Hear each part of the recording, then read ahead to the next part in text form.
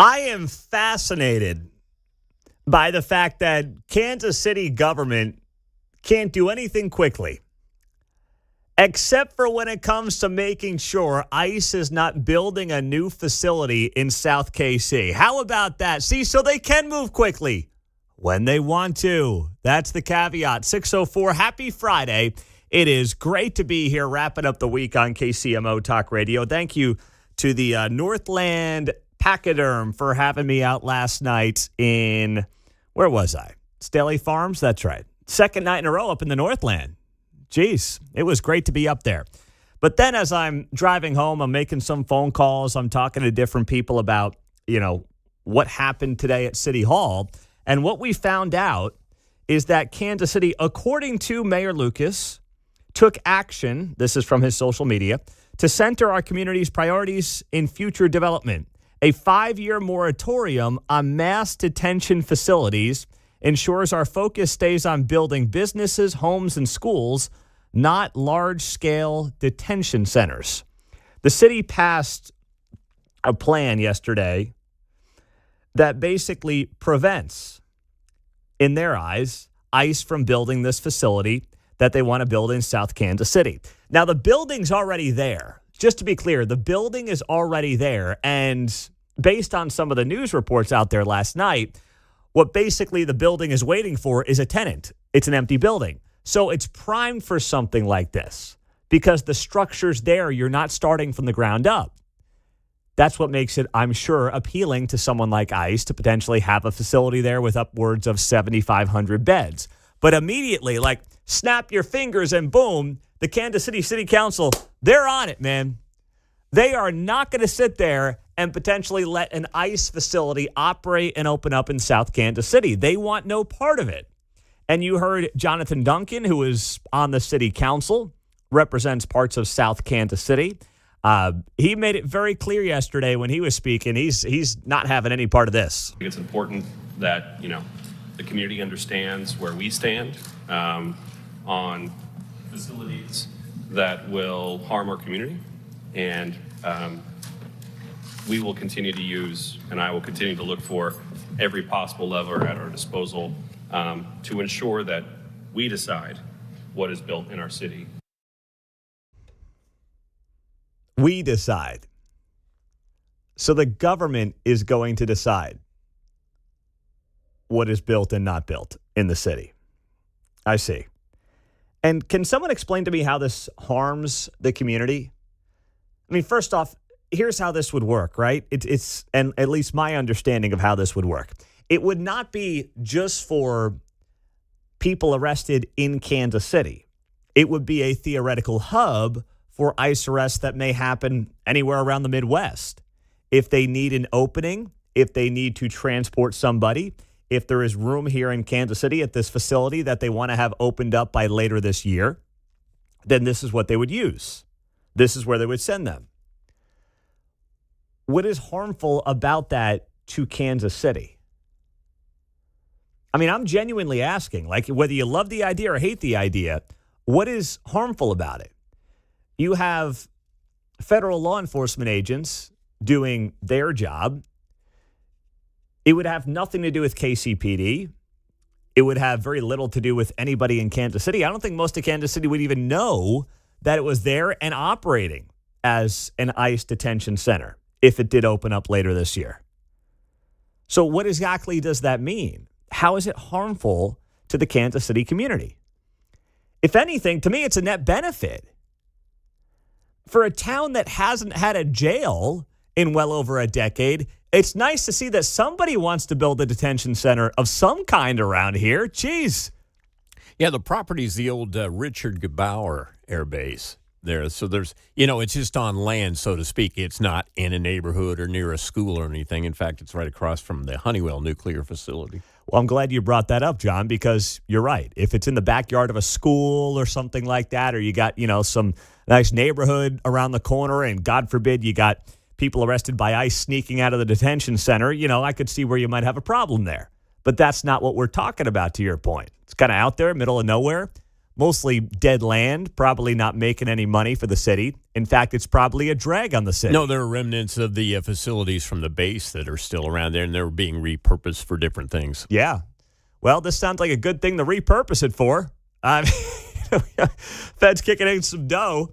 So I just wonder, too, in talking to people last night, the legality of all this. Now, there are people on the city council, including the mayor. They are actual attorneys. But I had multiple people bring up the fact that, this is not legal anyway due to the supremacy clause. And you can't require them to do permits on any of this. Yeah, and know that. And so, of course, the litigation bogs it all down. Well, right? That may be what they're hoping That's for, to your game. point, right? Yes, exactly. Similar to the redistricting in Missouri with Emmanuel Cleaver, this is all potentially really about buying time, getting things bogged down in the courts, and hoping that they can basically make it as difficult as possible for the feds to basically have them say, you know what, fine, we're going somewhere else. This is not worth the headache. Or just try to run out time on Donald Trump. That's the other thing they could be doing here with all this, right? There are two options and two avenues for the Kansas City, Missouri city government to basically try to get this thing out of there.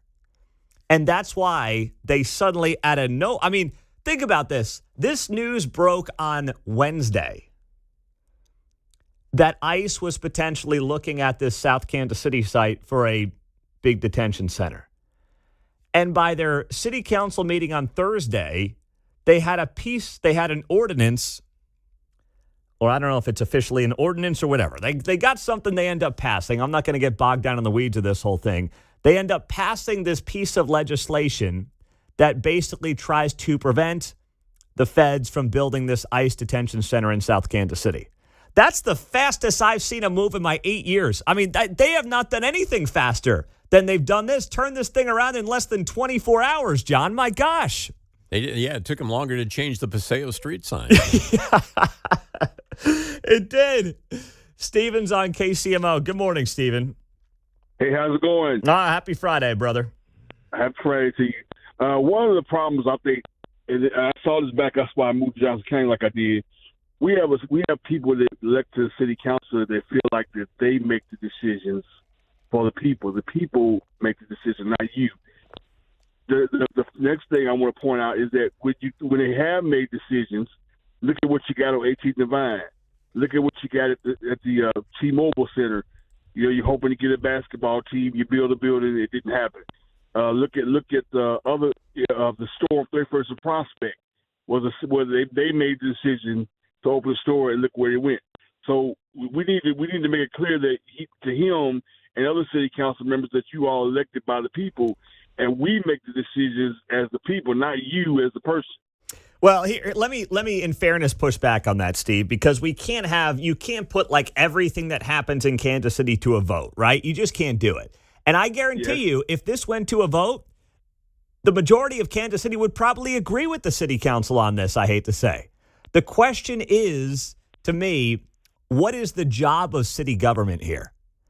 Is this even in their purview? Is this something they should have the ability to stop and prevent? And why is this suddenly top of mind for them, given all the issues that exist here in Kansas City? Suddenly, in 24 hours, they can turn this thing around. To me, it's more about their priorities or lack thereof. Well, yes, you feel the pulse of the people, what they want, and not what you want, and that's what a lot of these guys do. They get in office, and they get this about what they want and not what people. AOC was a prime example of that. I know what's best. I'm going to make the decision.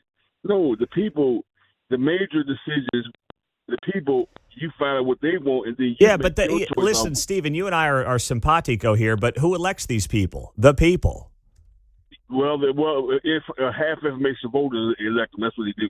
Yeah, but I mean that's the system. I get it, my man, and have a great weekend. That's the system we've got. On the text line, hey Pete, how nice would it be if the city would have moved this fast for Chris Wells up in the Northland? Ding, ding, ding, ding, ding. We have a winner. That's exactly right. Chris Wells is the 41-year-old father of four who was shot and killed by his neighbor on Monday morning. After years of headache, and issues and 311 calls and all these other things they were having with this neighbor, Jeffrey King, all across the neighborhood, who was a menace to Kansas City residents. And everybody was finger pointing, KCPD, 311, the city hall. Everybody was pointing the finger at somebody else. And it results in a 41-year-old father getting shot and killed earlier this week. That is a great point on the text line, Karen. Thank you for it. Something that I think that is in their purview is, again, we have a fire down at 18th and Vine at those abandoned apartments. And this time, this week, the hydrants didn't work. It's like the fourth or fifth fire there in the last year. But don't worry. They're going to hustle and make sure ICE doesn't build a detention facility, right? There we go. But fire hydrants working? Whoa, what do you think we are? City government? Come on now. It's all about virtue signaling, baby. Let's go. 6:14, good morning. Happy Friday. Thanks for joining us on KCMO Talk Radio 95.7 FM. So coming up next, there was a piece of news that I got up in the Northland last night about this whole Chris Wells thing that we were just talking about that has not yet been reported by the media. And I will share it with you coming up next on KCMO.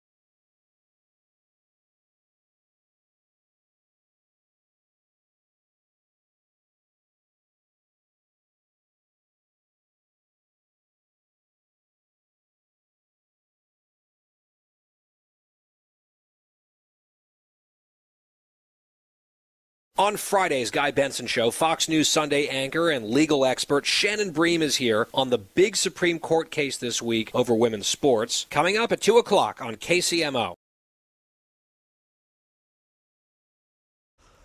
So last night, it was great to see many of you at Staley Farms. Beautiful golf club they've got up there.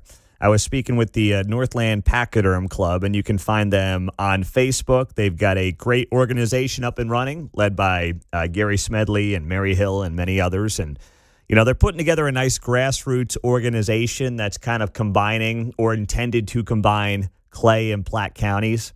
And there's obviously a lot of similarities there between the counties, their growth, and trying to make sure that the future of the Northland is something that, you know, if you have traditional values and certain beliefs, everyone's on the same page. And I really think that combining Platte and Clay counties for an organization like this is a smart move because there's more in common than there isn't. So I'm up there last night. We're talking a lot about Chiefs and Royals, and tell you what, a lot of those folks up there emotionally are still pissed, but they're also looking at Kansas and saying, have fun with that deal. So there's two sides to it. But one thing that came up yesterday, I talked to obviously a bunch of people, and the Chris Wells story was one that got a lot of attention.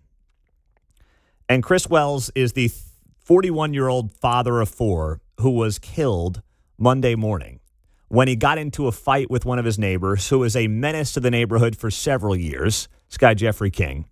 And, Jeffrey King ends up shooting and killing him. And, you know, it was just a tragic situation on Monday morning.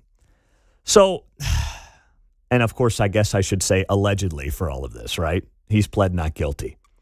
But all this happens on Monday morning. And one thing that was told to me by a good source last night who I trust,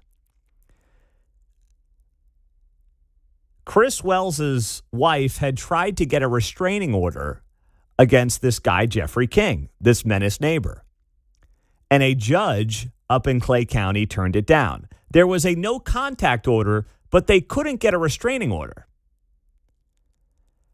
And this ties back to one of the big problems we have, and it's not unique to Kansas City, it's around the country. We have these judges, they are very much radical judges. They are partisan judges. They are not interested in being tough when it comes to the rule of law. And they slap way too many bad actors on the wrist. It is very rare that you will get solid judges who just go out there and say, you know what? No. Just like I do with my little kids. You will get in trouble when you make bad decisions. There are consequences for your actions. We have too many judges who just have absolutely zero interest in doing any of that. And when I heard that last night, I was like, you've got to be kidding me. With everything this guy was doing to those neighbors up in the Northland, you're telling me that they couldn't get a restraining order against this guy? I mean, someone told me last night, who also was in the neighborhood, that this guy King was running off neighbors. The people that lived behind him moved because he was such a menace. But I get it. Not everybody can, right? I mean, if you bought your house anytime in the last 10 years and you got a 3% interest rate on your mortgage, you're going to pick up and go to a house with a 6% mortgage rate or whatever it might be right now. I mean, that's not easy and something everybody can do. So a lot of folks are kind of stuck in their homes at this point, just based on the cost of moving, the fact that rates are so high compared to where they were. I mean, there's a lot of reasons right now that people can't just pick up and move. Property taxes keep going up. And then you got this guy just destroying this neighborhood up in the Northland. And once again, dozens of 311 calls, dozens of KCPD calls. City Council knows about this guy, and nothing is done. And then finally comes to blows with a 41-year-old father, and he ends up allegedly shooting him 13 times and killing him on Monday morning. It is so tragic on so many levels. And learning more about his story and what happened up there in the Northland, it just makes my blood boil. Because my goodness, if there's anything, what I'm sensing here is a dad who loved his family and was at his wit's end. And you know what? If you're a father, if you have been a father, if you're a mother and you're fighting and trying to protect for your family, you hit that breaking point sometimes. You just do. And I'm sure there are things in hindsight everybody looks at in the story and says, well, maybe he was too much of a hothead. And I asked somebody that last night, and they said this guy was not a hothead. He was mild-mannered. He was pleasant. He loved his family. He may have just hit a breaking point because, once again, he felt like the city wasn't doing anything for him. As a law-abiding, tax-paying resident, when you feel like your city, your government has completely let you down, I'm not excusing it, but I'm saying you get to that point. 913-408-7957. John is in Grain Valley. Hi, John. You're on KCMO. Happy Friday. Good morning. Happy Friday to you, sir. Hey, Pete, this is part of a whole larger thing of it appears there is no consequence anymore. There is none. And it starts when you're younger and younger. Make a mess, don't worry about it. Mommy and Daddy will clean it up. You don't even have to help because Peppa Pig is on, and, well, we'd hate to disrupt Peppa Pig or Paw Patrol. Then as you go through life, it's always explained away. Well, it's not really your fault. Johnny was having a bad day today. Oh, really? Well, that doesn't fix the broken window that Johnny threw a toy through or whatever because Johnny was having a bad day. And then you just get these little timeouts. Oh, so I'm going to sit here and figure out what I did? I don't care. I did it. And now it just keeps growing and growing. And then you have people, like you said, hardworking, playing by the rules, doing the right thing. Okay, let me call the police. They said to do this. Okay, let me call Public Works or whomever. Oh, they said to do this. And you're doing the right thing and the right thing. And what happens?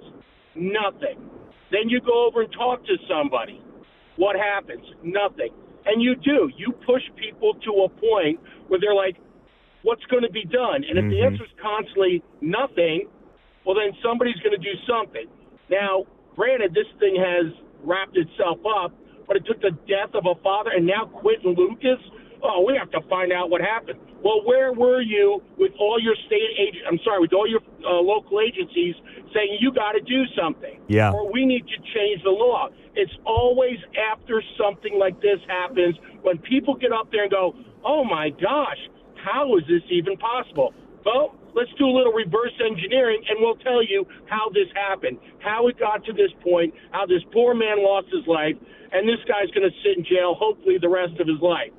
He may get the property will get cleaned. Yeah, he may get the death penalty, man. I mean, it's crazy. An A+ reference there with Peppa Pig and Paw Patrol. You must be a grandparent. Oh, good God! What do you want to know about K-pop demon hunters? Pete? No, I got it all. No, we that's why we got rid of Netflix because of the K-pop demon hunter show.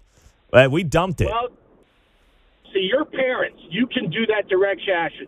Grandparents, you got to deal with grandmothers. Yeah. Grandmothers don't want to upset grandbabies. Well, trust me, I know these things. Thank you there, John. Have a great weekend. You have a good day. You too. Yeah, the K-pop demon hunter craze is one I don't get, but that made us cancel Netflix. Like, we're not going down this road. We're done. And Peppa Pig, I got sick of that show too, so we're done on Peppa Pig. Peppa Pig had a brief moment about 2 years ago in the house, and then Peppa got the boot too. So we're out on Peppa. Bluey is where it's at. Bluey's family friendly. I'll say that much. But that's a great call from John. And he's right. You know, my youngest, she's almost 2. She's now the rock star when it comes to cleaning up because she sees her older sisters cleaning up. I'm like, that's where it's at right there. That's it. It's funny how each one learns from the other. Yep. Yeah, real quick there, Burton Polo. Got a minute, big guy. What's up? Hey, Pete. Hey, I'm a problem solver, you know. I know how to fix this. Maybe the neighbors should have just identified that as an immigration detention center so they would have got that house cleaned up. Oh, that's really good, actually, Bert. That's well done, man. Hey, and I would like to know how Mr. Rogers, the Westward ward up there, how did he vote on this immigration detention center? That ought to tell you what kind of help you're going to get from somebody. Well, Wes Rogers, you're right, up in the Northland, he voted with Quentin Lucas and everybody else to ban this detention center. Exactly. And you know what? maybe we ought to put some of this stuff in their neighborhood and see what they think. Yeah. Bert, thank you, my man. Only Nathan Willett in the Northland voted against this ordinance yesterday to try to block an ICE detention center from being in South Kansas City. That's it. Coming up next on KCMO, oh my gosh, she's really trying to defend herself in Jackson County. We have the details next.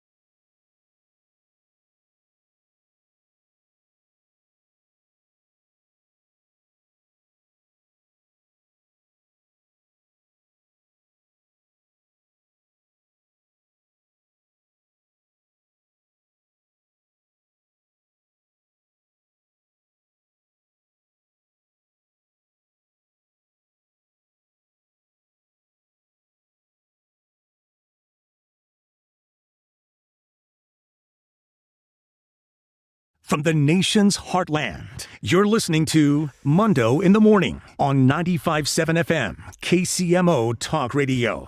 I was waiting for the interview, and I'm not shocked it went to Woke 41 here in Kansas City. They got the exclusive with Gail McCann Beaty. She is the former Jackson County assessor who got blown out by interim county executive Phil Lavoda, who's going to be on the show this morning at 8 o'clock. We just got him added to the lineup this morning for 8:05 here on KCMO. And she is suing the county for $975,000, saying she was unfairly terminated by the interim county executive Phil Lavoda. No, the problem is Phil did what Frank White should have done years ago. But Frank White stood by Gail McCann Beaty as people were getting taxed out of their homes across Jackson County with these awful assessments. So Gail sits down yesterday with Woke 41 and does an interview, her first interview since, of course, the lawsuit was filed. So all this stuff was lined up in conjunction, right? We're going to file this lawsuit for $1 million. Then we're going to run to Woke 41 and we're going to sit down for the interview. And right out of the gates, I'm listening to the interview yesterday and I'm like, you've got to be kidding me. You could not write the script if you tried. Do you still stand by everything that you did in that office? Absolutely. The reason why I was hired was because we had severe inequity within Jackson County. And we spent the entire time that I was there trying to correct that. There's the word, the magic word, right? Inequity. Let's see how quickly we can say the word inequity to try to draw sympathy from a certain portion of the viewership on Channel 41. That's the name of the game. If you just say, I'm trying to solve inequity in today's political climate, what does that mean? I'm doing things for the right reasons. I'm trying to help the little guy. I'm trying to make sure everyone's paying their fair share. Inequity. That's the reason you use that word at any point in 2026. And it's the only reason you use that word in 2026. And for assessment after assessment after assessment, you had people on the verge of getting taxed out of their homes. But at least it was driven by the push for equity, John. Well, accepting her story as the principal, then she failed at that. Exactly. Right? Exactly. Because, by the way, the people who were getting squeezed out of their homes were not people living off Ward Parkway. Okay? They could afford the bill. When we did, and we heard from caller after caller after caller over 2 or 3 assessment periods. Every other year they do the assessments, of course, in Missouri and Jackson County. And we're fielding phone calls from either seniors who are on fixed incomes or young families who are just trying to get by. And they're like, my assessment is out of control. My taxes are going to skyrocket, because the assessment doesn't necessarily determine your taxes. But if your assessment goes up way beyond the value of your home, and then the cities and the counties don't reduce the mill levy, your tax bill is going up tremendously. And that's what you saw happen. So even that, to John's point, she failed at, because you had regular people to lower income folks who are like, I'm getting priced out of my home. It's not like it was some multi-millionaire in, Loch Lloyd, or although is Loch Lloyd technically Cass County? You get the point. Off Ward Parkway, Lee Summit, whatever it might be, being like, whoa, I got this $1 million house and I don't know if I can afford it anymore. That's not who you were hearing from over the last few years. It was regular people. And then there was this from Gail McCann Beaty, the former Jackson County assessor who was fired by Phil Lavoda, telling Channel 41 this. McCann Beaty believes she was fired for blowing the whistle on a plan to cap commercial property increases last year. She calls that plan illegal. Unfortunately, the tax burden for all of these properties is now being pushed to someone else, primarily our residential property owners, and that's not fair. New County Executive Phil Lavoda says he fired McCann Beaty to restore trust in government. It had nothing to do with her blowing any whistles, or frankly about her performance of her duties. Lavoda told reporters he won't settle the lawsuit, so Egan and McCann Beaty are preparing for a trial. Is there anything that you'd tell people that you have done differently over the last 8 years, before going to trial? There was nothing that I would have done differently, because I believe that we followed the statutes. Property owners will elect an assessor in 2028. Don't expect to see McCann Beaty on the ballot. That is not my plan. Charlie Keegan, KSHB 41 News. Of course it's not her plan. She's not going to run for county assessor in 28. She wants her $1 million and she wants to go somewhere. That's it. And she'll give that huckster attorney a nice little cut, and she'll be on her way.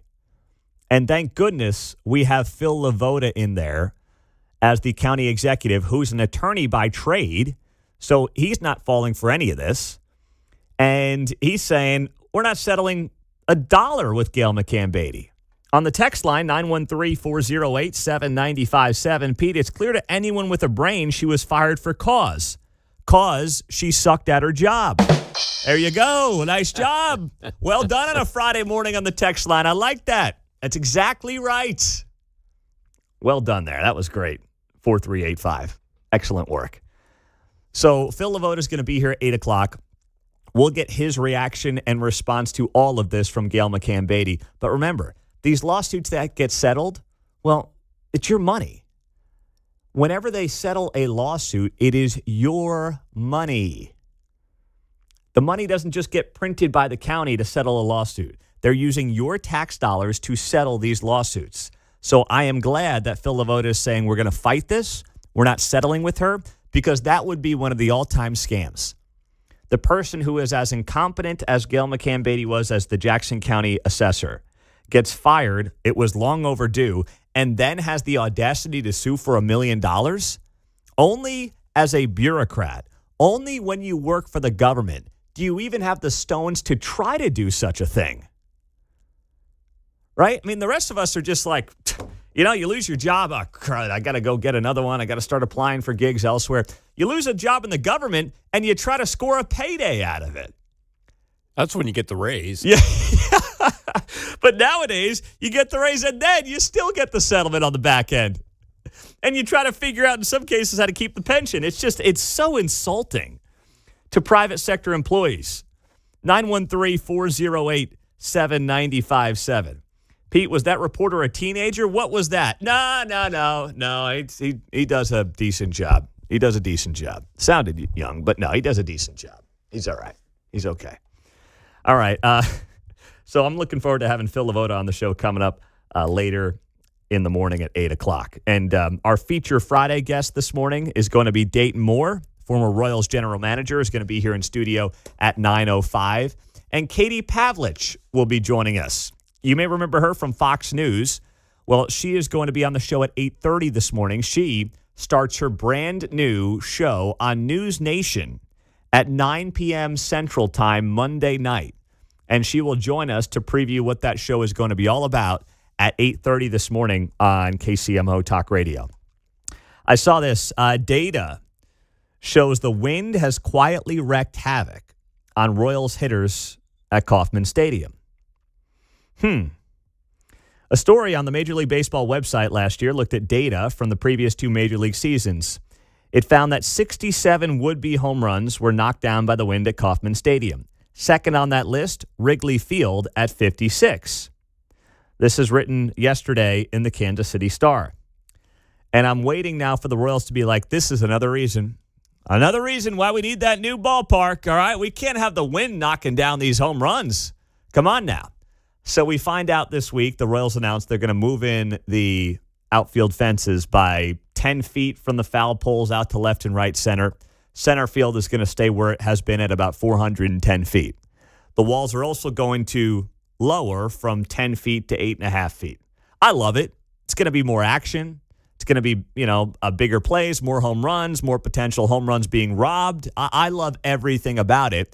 And now we've got this story in the Star that, one of the reasons that they wanted to maybe move those fences in is because no stadium had more home runs knocked down by the wind than the Royals did at Kauffman Stadium. How about that? Now, if they can refine that data, they can find out which row and seat is most likely to get a home run or foul ball, then you can charge more, right? Yeah, yes. The very end seat is going to cost you more. And here's what's interesting, too. So at Wrigley Field, the wind was also helpful at times, right? Like theoretically, the wind is always blowing in different directions. So if you're saying, well, I had X amount of home run balls knocked down by the wind, how many home runs were aided by the wind? At the K, there were just 2 home runs aided by the wind and 67 would-be home runs knocked down by the wind. So that's negative 65, right? Negative 65. Number 2 on that list was Wrigley at negative 43. Wow. That's a huge gap. That's crazy. It is kind of a wind tunnel down there, though, by the bullpens and everything like that. See, I've never really sat out there. I mean, I'll go out there with the girls during the game because they get antsy, right? And they want to walk around and go back there where the ice cream is, and they got the little play area out there. But I haven't actually sat in those seats in the outfield area before. So you're telling me it does get very windy out there. Yeah, it does. You know, you just don't think about it, right? When you think about wind stadiums, you usually think about the stadiums that are by the water. Right. Touche. Plus, you spend a majority of your time even at Arrowhead in the summer, but Royal Stadium going, man, I wish there was a breeze. Yeah, that's what's weird. When you get one, you don't say, hey, where's that coming from? Although occasionally you can look up and go, wait a minute, the flag is going the other way. Yeah, that's a great point. So, I think about wind stadiums. I think about, San Francisco, right? That comes to mind, top of my mind. You'd think about maybe Boston, New York, Wrigley. I kind of understand that. Chicago. I never would have guessed Kauffman Stadium would have had and been the ballpark that has taken away the most home runs due to the wind and has also aided in only 2 home runs over 2 years. So this is now going to be John Sherman's next thing to try to move that ballpark. I mean, concrete cancer didn't get him very far. So now we got this thing going, maybe. Maybe we can just pivot the whole stadium 50 degrees or whatever we need. That's a cost-efficient way to do it there, John. Sure. I like that. We'll just do a little foundation work and raise it right up.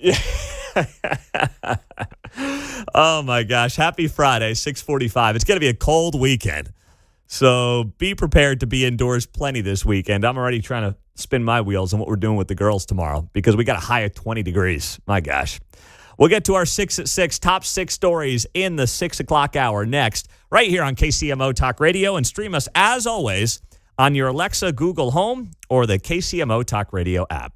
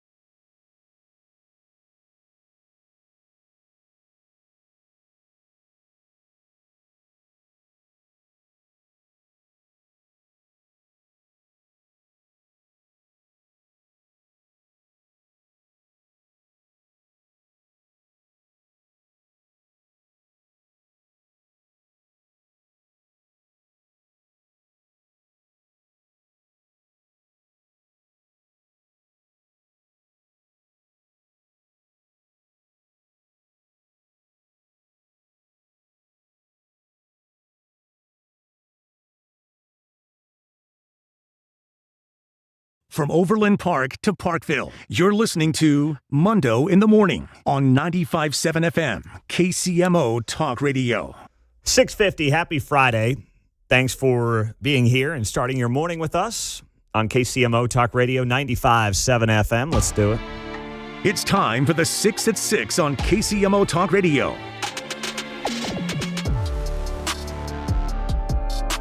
Number 1. Hickman Mills School District is cutting dozens of jobs. More than 70 are being eliminated, and a school is closing in the Hickman Mills School District in the 2026-2027 school year. The school board approved 2 measures yesterday that would save the district nearly $13 million as they struggle with a $14 million budget deficit. Truman Elementary will close its doors for the following school year, 26-27. Students there will attend classes at what's currently the Alvin Brooks Middle School. All middle school students will attend Hickman Mills Middle School. Santa Fe Elementary will become the district's 6th grade center, and students there will be rezoned in one of the district's 6 other elementary schools. In total, the closing and rezonings are projected to save the district more than $3 million. The district also approved a measure to save more than $9 million, but in doing so will cut more than 70 jobs from teachers to custodial staff. You know what I didn't see in that list? Administration. Why are teachers being cut before administrators? Oh, because it's all political. Listen, the public school districts have a lot of problems all over the country. But very little of it, I believe, is driven by teachers. A lot of it is driven by bloated administrations. And when Hickman Mills says we got to make $13 million in cuts, and nothing here that I'm reading about on Fox 4 is about the administration, I'm like, this is everything wrong with the system. This is it, John. There's a lot of layers to the onion of what's wrong in that district. And their superintendent is Dennis Carpenter. That was the Lee Summit guy? Yes. Oh, my gosh. Right? He's Same double stuff, different day. He's double dipping all over the metro. Yeah. I mean, no one's got a better deal in this town than Dennis Carpenter. Holy cow. Carpenter could not explain how the district found itself in a $14 million deficit, but said the state auditors are working to pinpoint previous financial failures. I hope those state auditors look real deep into what's going on there at Hickman Mills. I'll just leave it at that. All right? But that's the story out of Hickman Mills School District from last night. Number 2. Rolling through our 6 at 6. Well, Mayor Lucas was on this show yesterday, and then after a couple of follow-up media hits, the mayor is asking for more information from authorities regarding events that led to a Northland man's homicide near his home. This is tied to the man Chris Wells, 41-year-old, who was shot and killed allegedly by Jeffrey King. Mayor Lucas was asked what kind of investigation he's looking for when it comes to violations that took place in the Maple Woods Estate neighborhood. He says he wants to know what kind of responses or reports there were from the city or police prior to Monday's shootings. Mayor Lucas wants to know how many code violations there were, as both Chris Wells and his neighbors had complained about him for months. Now, I heard last night when I was at the Northland Pachyderm meeting that these issues with this guy, Jeffrey King, had been going on for years, not just months. And if that's true, that's an even worse look for the city right now. Number 3. Rolling through our 6 at 6. All right, let's go back to ICE. So with ICE reportedly considering a detention facility in Kansas City, Missouri, well, yesterday, the city council, on a 12-1 vote, passed a 5-year moratorium on mass detention facilities. The moratorium passed by the city council took effect immediately, and it's in place through January 15th of 2031. So they're trying to basically prevent the federal government from using this building that's already down there in South Kansas City as an ICE detention facility. The federal government wants to open it up by the end of this year because, once again, the building's already there. They've got the structure. That's why it's probably appealing to the federal government, because they already have the structure built. There's nothing on the inside, and they can kind of set it up as they see fit. So that's very appealing for the federal government. I don't know if this is legal. I mean, I've talked to people who have said it's not legal. They can't even do anything about this if they wanted to. But the city council, it's amazing how they move so slow on everything. And now they get passionate about blocking ICE from possibly having a facility in Kansas City. And like within 24 hours, they got something passed.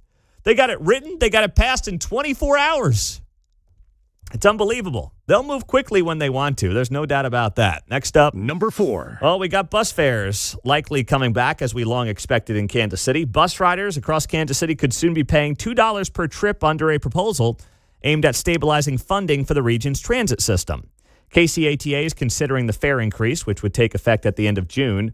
That proposal would end the system's zero fare program, which launched during the pandemic and boosted ridership. Okay, that's not true. That is inaccurate reporting by KMBC. You look at the numbers, KCATA has not hit its ridership numbers that it was at pre-COVID. Now, it increased from 2020, that is true. But what happened in 2020? Bueller? Anybody? Oh, that's right. There was a little pandemic where people were forced to stay home. And then eventually people got back out. They got back to work. They had to eventually commute to work again. The whole work from home thing people stopped doing. So did ridership go up from 2020 to 21 to 22? Yes, it did. It went up because life got back to normal. It had nothing to do with zero fare. Because when you look at the ridership numbers, they're not where they were in 2019. It's not like everyone said, oh, it's free, I'm going to ride the bus now. In fact, you can make the case that they still haven't reached their pre-pandemic numbers because a lot of people said, I don't want to ride the free bus because of all the issues that come along with it. So that's like city-esque propaganda from Channel 9 on that report. That's a wild misinterpretation of what's gone on here with the buses the last couple of years. But expect that $2 bus fare to come back here in a few months. Number 5. All right. On the federal front, Minneapolis having another night of protests last night as the president is threatening to invoke an 1807 law, the Insurrection Act, and deploy troops to quell these protests. And they're really not protests anymore. They're riots against federal officers who have been sent to Minneapolis to, of course, enforce federal immigration law. So this happened yesterday. There were more protests taking place last night that obviously turned violent, as they unfortunately seem to always do in Minneapolis. And we hope that slows down tonight because, I mean, if it's going to be like 13 degrees here tonight, what's it going to be in Minneapolis? Minus 13? George Soros is going to have to pay, overtime to protesters once it gets below zero up there. Man, the bill's going to go up. Number 6. And lastly, in the 6 at 6, what a deal in Major League Baseball for Kyle Tucker. He goes to the Dodgers over the Mets and the Blue Jays. And the deal, holy cow, 4 years, $240 million. $60 million a year for Kyle Tucker going to the Dodgers. Woo! Boy, that's some big-time money. And for the rest of us, you still poor, broke, busted, and disgusted. That's how I feel right now. $60 million a year. Wow. Well, there's your 6 at 6. Coming up next on KCMO, one of the, what do I want to call him? One of the masterminds behind the Chiefs coming to Kansas is finally speaking, and what he has to say we'll talk about next.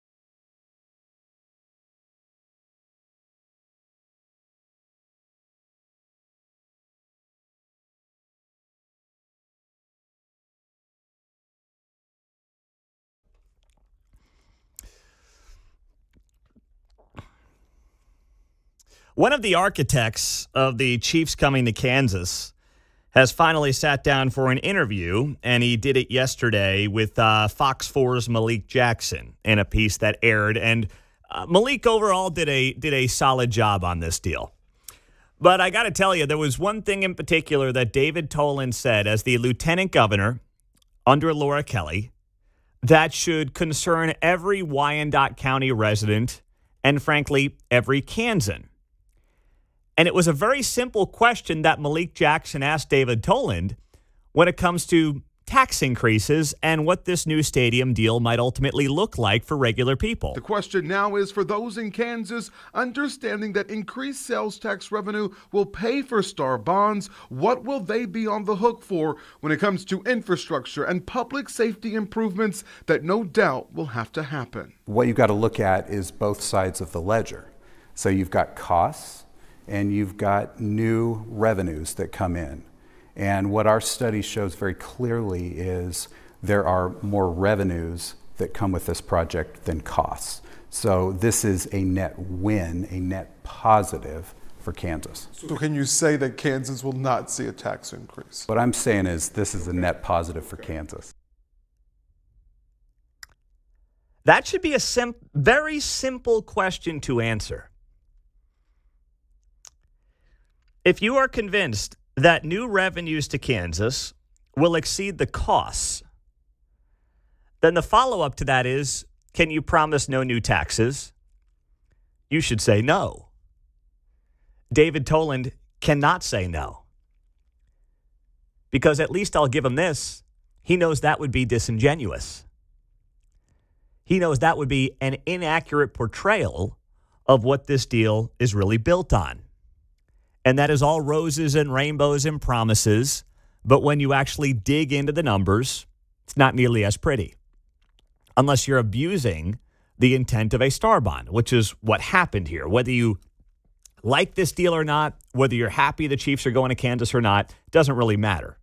They have completely abused what the idea of a Star bond is supposed to be, which is we take an area of the state that otherwise would not have had this revenue, and for a period of time, we redirect those new revenues into paying off whatever the project is. But when you've encapsulated 300 square miles, including all of Wyandotte County and a large portion of Johnson County, because you have to do that to justify raising the revenues you need to pay off $3 billion in bonds, you've abused the premise of what Star bonds are intended to be used for and how they're intended to actually work. You will have the majority of this district that will not in any way be impacted by a new stadium, which goes to show you that the new revenues that you're adding actually wouldn't pay for the project. That's why you've got to include parts of Kansas that will not be impacted by the project. That's why you had to draw this likely Star bond district the way that they did. They're admitting in the details of the Star bond district that the project does not pay for itself. If the Star bond district was like the Legends and a few miles around it, I'd say, okay, that makes sense. That's fair. That's not what they did. And David Toland specifically gets asked, can you promise here no new taxes? And he says, don't worry, it's a good deal for Kansas. Don't you worry. Couldn't say no. Because he knew that would have been disingenuous. He knew that would have been a lie. So I'll give him that much. I mean, he didn't just lie through his teeth, but he couldn't answer a yes-no question in the way that the majority of Kansans would want to hear right now. But don't worry, it's all good. This is all great. Everybody should be happy. That's also the message. So they're talking out of both sides of their mouths here. That's what they're all doing right now. Laura Kelly's doing it, and now you've got her Lieutenant Governor David Toland, who is one of the masterminds behind this whole deal, doing it. And this whole thing continues to reek of inside dirty politics. So he said it was a net gain, right? Yes. Yeah, so guess who's caught in the net? Yeah, the rest of us, that's who's caught in the net. You're right about that, John. So he also had this message to Kansans. This is David Toland on Fox 4 last night. My message to Kansans is it is a massive win for our state economically, to have the Chiefs. It is a massive win for our state in terms of our domestic and global image as a place to do business and as a place that's on the map, having the Chiefs.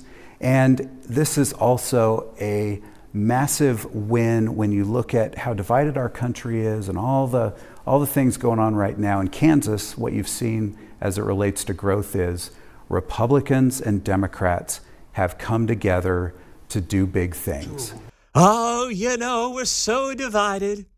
But don't worry, the Republicans and the Democrats came together to screw the Kansas taxpayer. Oh, boy, isn't it so beautiful? Oh, at a divided time, we made sure we all came together. Yes, because crony capitalism doesn't have a political bend. They're all part of the game. That's it. But spare me the song and dance on, isn't it? It's so beautiful. Oh, what a beautiful project. Oh, boy, I just love the beauty of this whole deal, don't you? Yes, absolutely beautiful. She's a real beauty. No, it's not. It's not a beautiful project. Oh, instead of focusing on the riots in Minneapolis, let's look at this beautiful deal we set up in Wyandotte County. Before we talk about how beautiful anything is, here's what I'm going to be waiting for. Let's see what Bank of America and Wells Fargo do when it comes to the bonds and the underwriting of this deal. Bank of America and Wells Fargo are going to be the lead underwriters for the project. And we will then find out after they put together, what they believe this thing is worth and what they rate these bonds at. That will be very telling. And it's not going to be tomorrow. It's not going to be next week. It's not going to be next month. There's a lot that's going to happen over the next few months to get a feel for what these bonds are actually going to be valued at. And we do know that that's going to be led by Bank of America and Wells Fargo. And when I hear David Toland talk about, our image completely changes. Domestically, it changes. Globally, it changes. I'm telling you right now. All right. The rest of the country doesn't care whether the Chiefs play in Missouri or Kansas. It's irrelevant. They're going to think of Kansas City. They are. So Missourians actually shouldn't be all upset because most people are still going to think about Kansas City, Missouri when they think of the Chiefs. So that should soften the blow for Missourians. And if Kansans think that magically everyone's now going to know that the stadium is in Kansas, sorry, it's not going to be the case. Nobody cares. It's irrelevant. It's completely irrelevant. On both sides in many respects. You think that parts of New Jersey have magically exploded because the Giants and the Jets play where they do? No, the area around there is an absolute dump. Been there, seen it, always has been, and likely always will be. Same like a lot of these stadiums that are not technically in the city that they seem to represent. It's not new. Cowboys do not play in Dallas. They play in Arlington. Does anybody sit there and say, boy, Arlington, yep, old Arlington, Texas? No, you think about Dallas. You do. That's how it goes. The Boston Patriots were an original AFL franchise. They were one of the first ones to move out of the city. Yeah, now they're down there in Foxborough, south of Boston. So this is not what David Toland projects it to be. It's just not. And I know that he's got a job to do, but then the rest of us have a job to do to sniff out the BS. And I credit Malik Jackson for asking some of these questions on Fox 4. I think overall he did a pretty good job with the Q&A. But, man, this thing ain't passing the smell test one bit. Star bonds. They're very nice and big over there. Oh, the star bonds. They're big and beautiful. Big and beautiful. Big, beautiful bonds. The most beautiful star bonds you've ever seen. Yes, absolutely. All big and beautiful bonds. No doubt about it. And in the meantime, we'll see who's left actually holding the bag. It's going to be very interesting. Why is one of our local politicians sitting there and cursing out of nowhere? Can someone answer that for me? Because it was a real cringe moment, and I don't know why this person felt like they had to curse in this moment. And don't worry, we've made sure that this was FCC compliant, okay? Mark did his best bleeping job this morning, and we'll play it for you coming up on KCMO Talk Radio.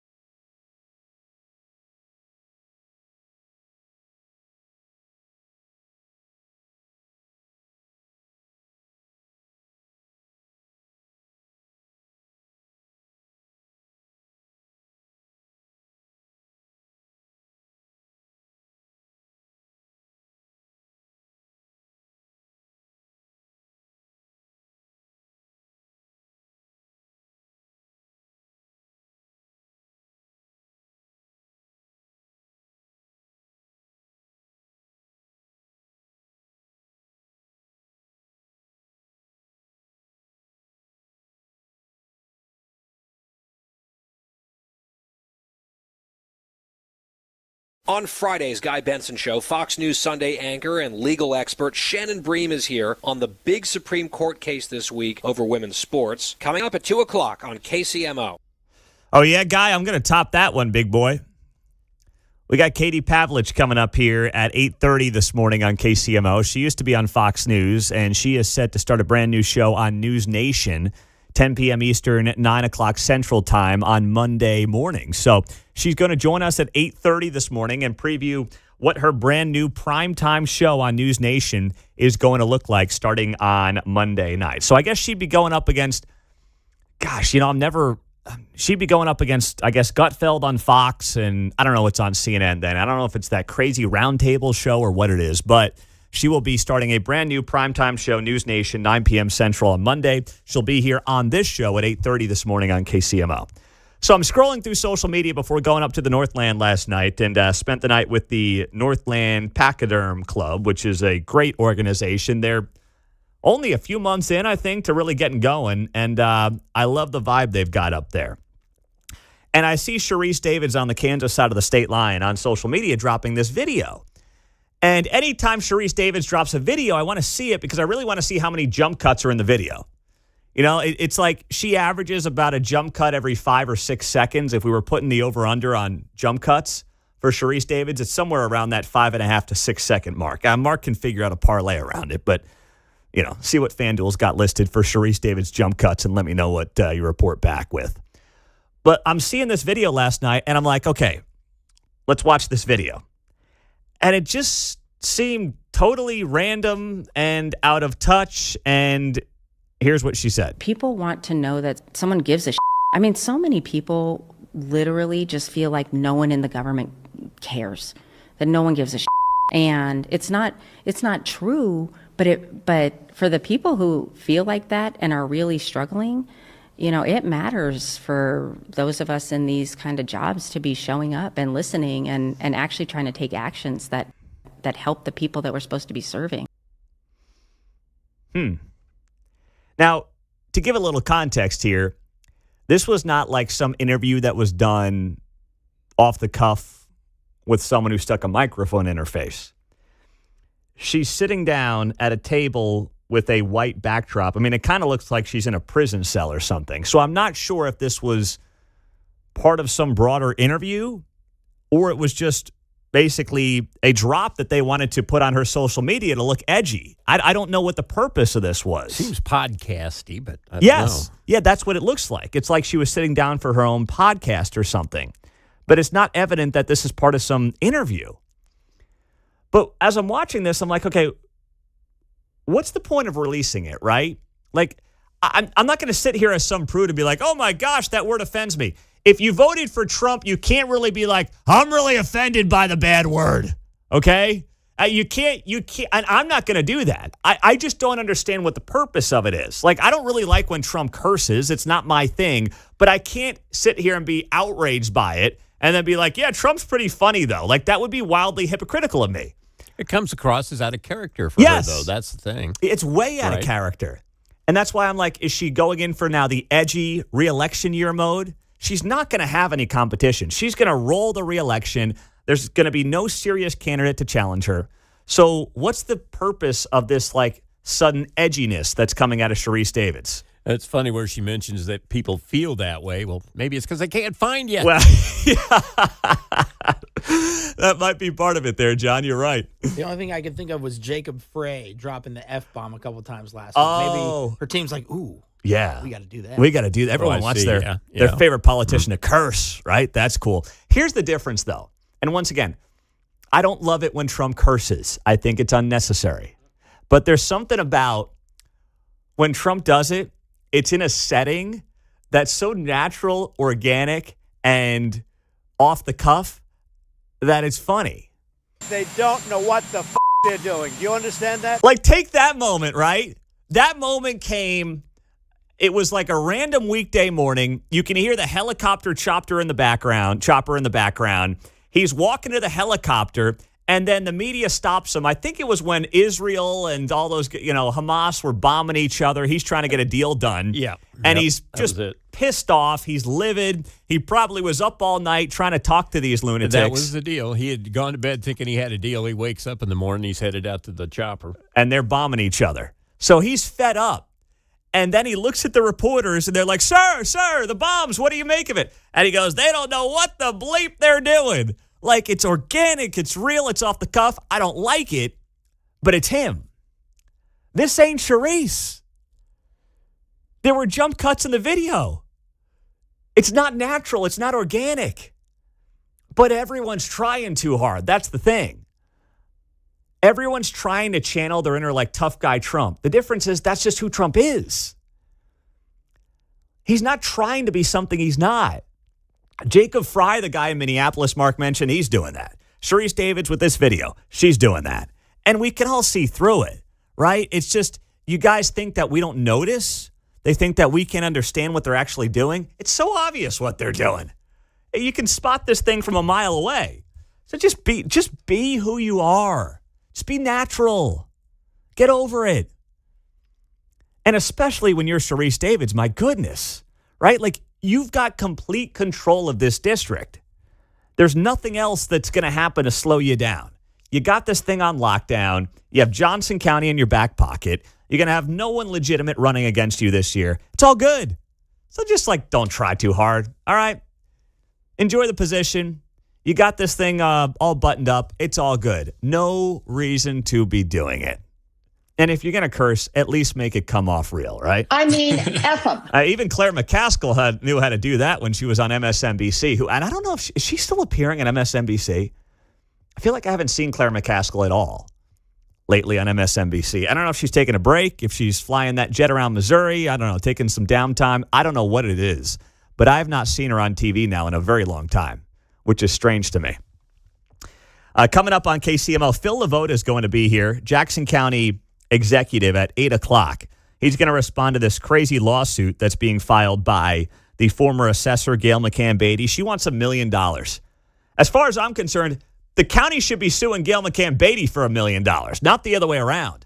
So Phil LeVote is going to respond to that coming up here on KCMO. Katie Pavlich, News Nation host at 8:30. She starts her new show on Monday. And Dayton Moore is in studio at 9 o'clock for our Feature Friday segment, 9 to 9:30. Here on KCMO Talk Radio 95.7 FM. Always streaming, of course, on the KCMO Talk Radio app. 913-408-7957. That's how you join us here on KCMO. One of our local lawmakers found himself confronting ICE officials yesterday. Why was he doing that? It was very clear it was a play for clicks. We have the audio, and we'll tell you why coming up next.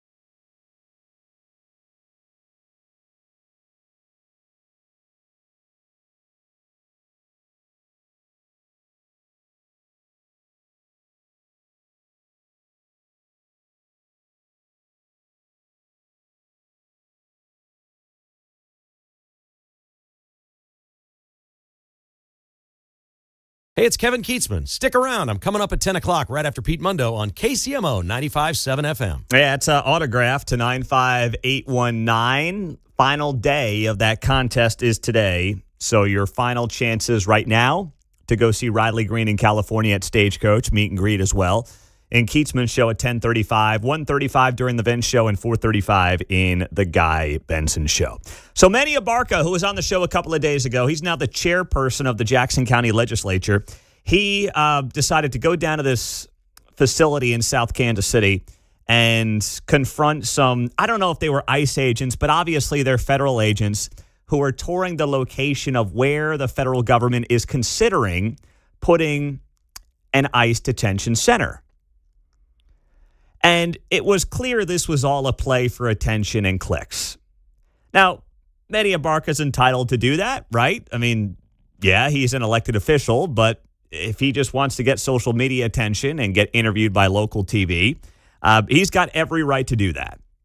And it was obvious to me that's what it really was about, because take a listen to KCTV5's reporting on this and what they had to say about Manny Abarca going down to this facility and confronting federal officials. This is where County Legislature Chairman Manny Abarca says he was confronted by several ICE agents Thursday morning after hearing they were on site for a possible tour. Do I have jurisdiction here? Go ahead, call him. Call PD. He says this lasted 5 to 10 minutes until a supervisor realized who he was. So a supervisor, after about 10 minutes, realizes who he is, which means he went into the situation trying to be a tough guy instead of saying, hey, my name's Manny Abarca. I'm a chairperson for the Jackson County Legislature. Hey, I'm just here to do my due diligence on behalf of my constituents. I kind of want to get some information on what you guys have going on. He went into it instead with a cell phone on, wanting to basically make these federal officials look bad, get them all wound up, and have it on camera. He didn't go into it being like, hey, here's who I am, here's why I'm here, I just want to know more. It was completely unnecessary, uncalled for, and frankly unprofessional for a local official. John? Well, I'm with you. I would have thought if you're going to rep. Yeah. Represent. Step out and say it. Don't hide. He didn't get out of the car, Pete. Didn't roll the windows down. We didn't add that. So he was trying to do this sort of, yank me out of the car thing, maybe agitation.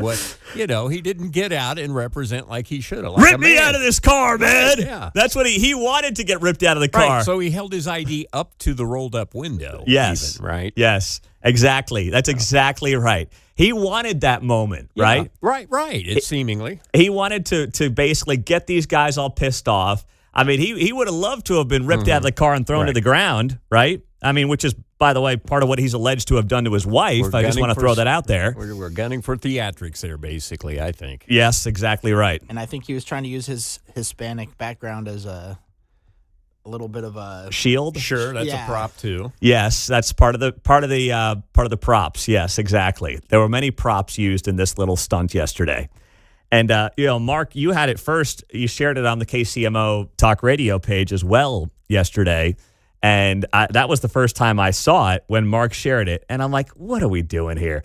But you get the police officer, the federal officer, shining his light into the car, and it looks all tough and scary. Yeah. And it's like, what are we doing here? What's the purpose of this? Right? What's the purpose of this?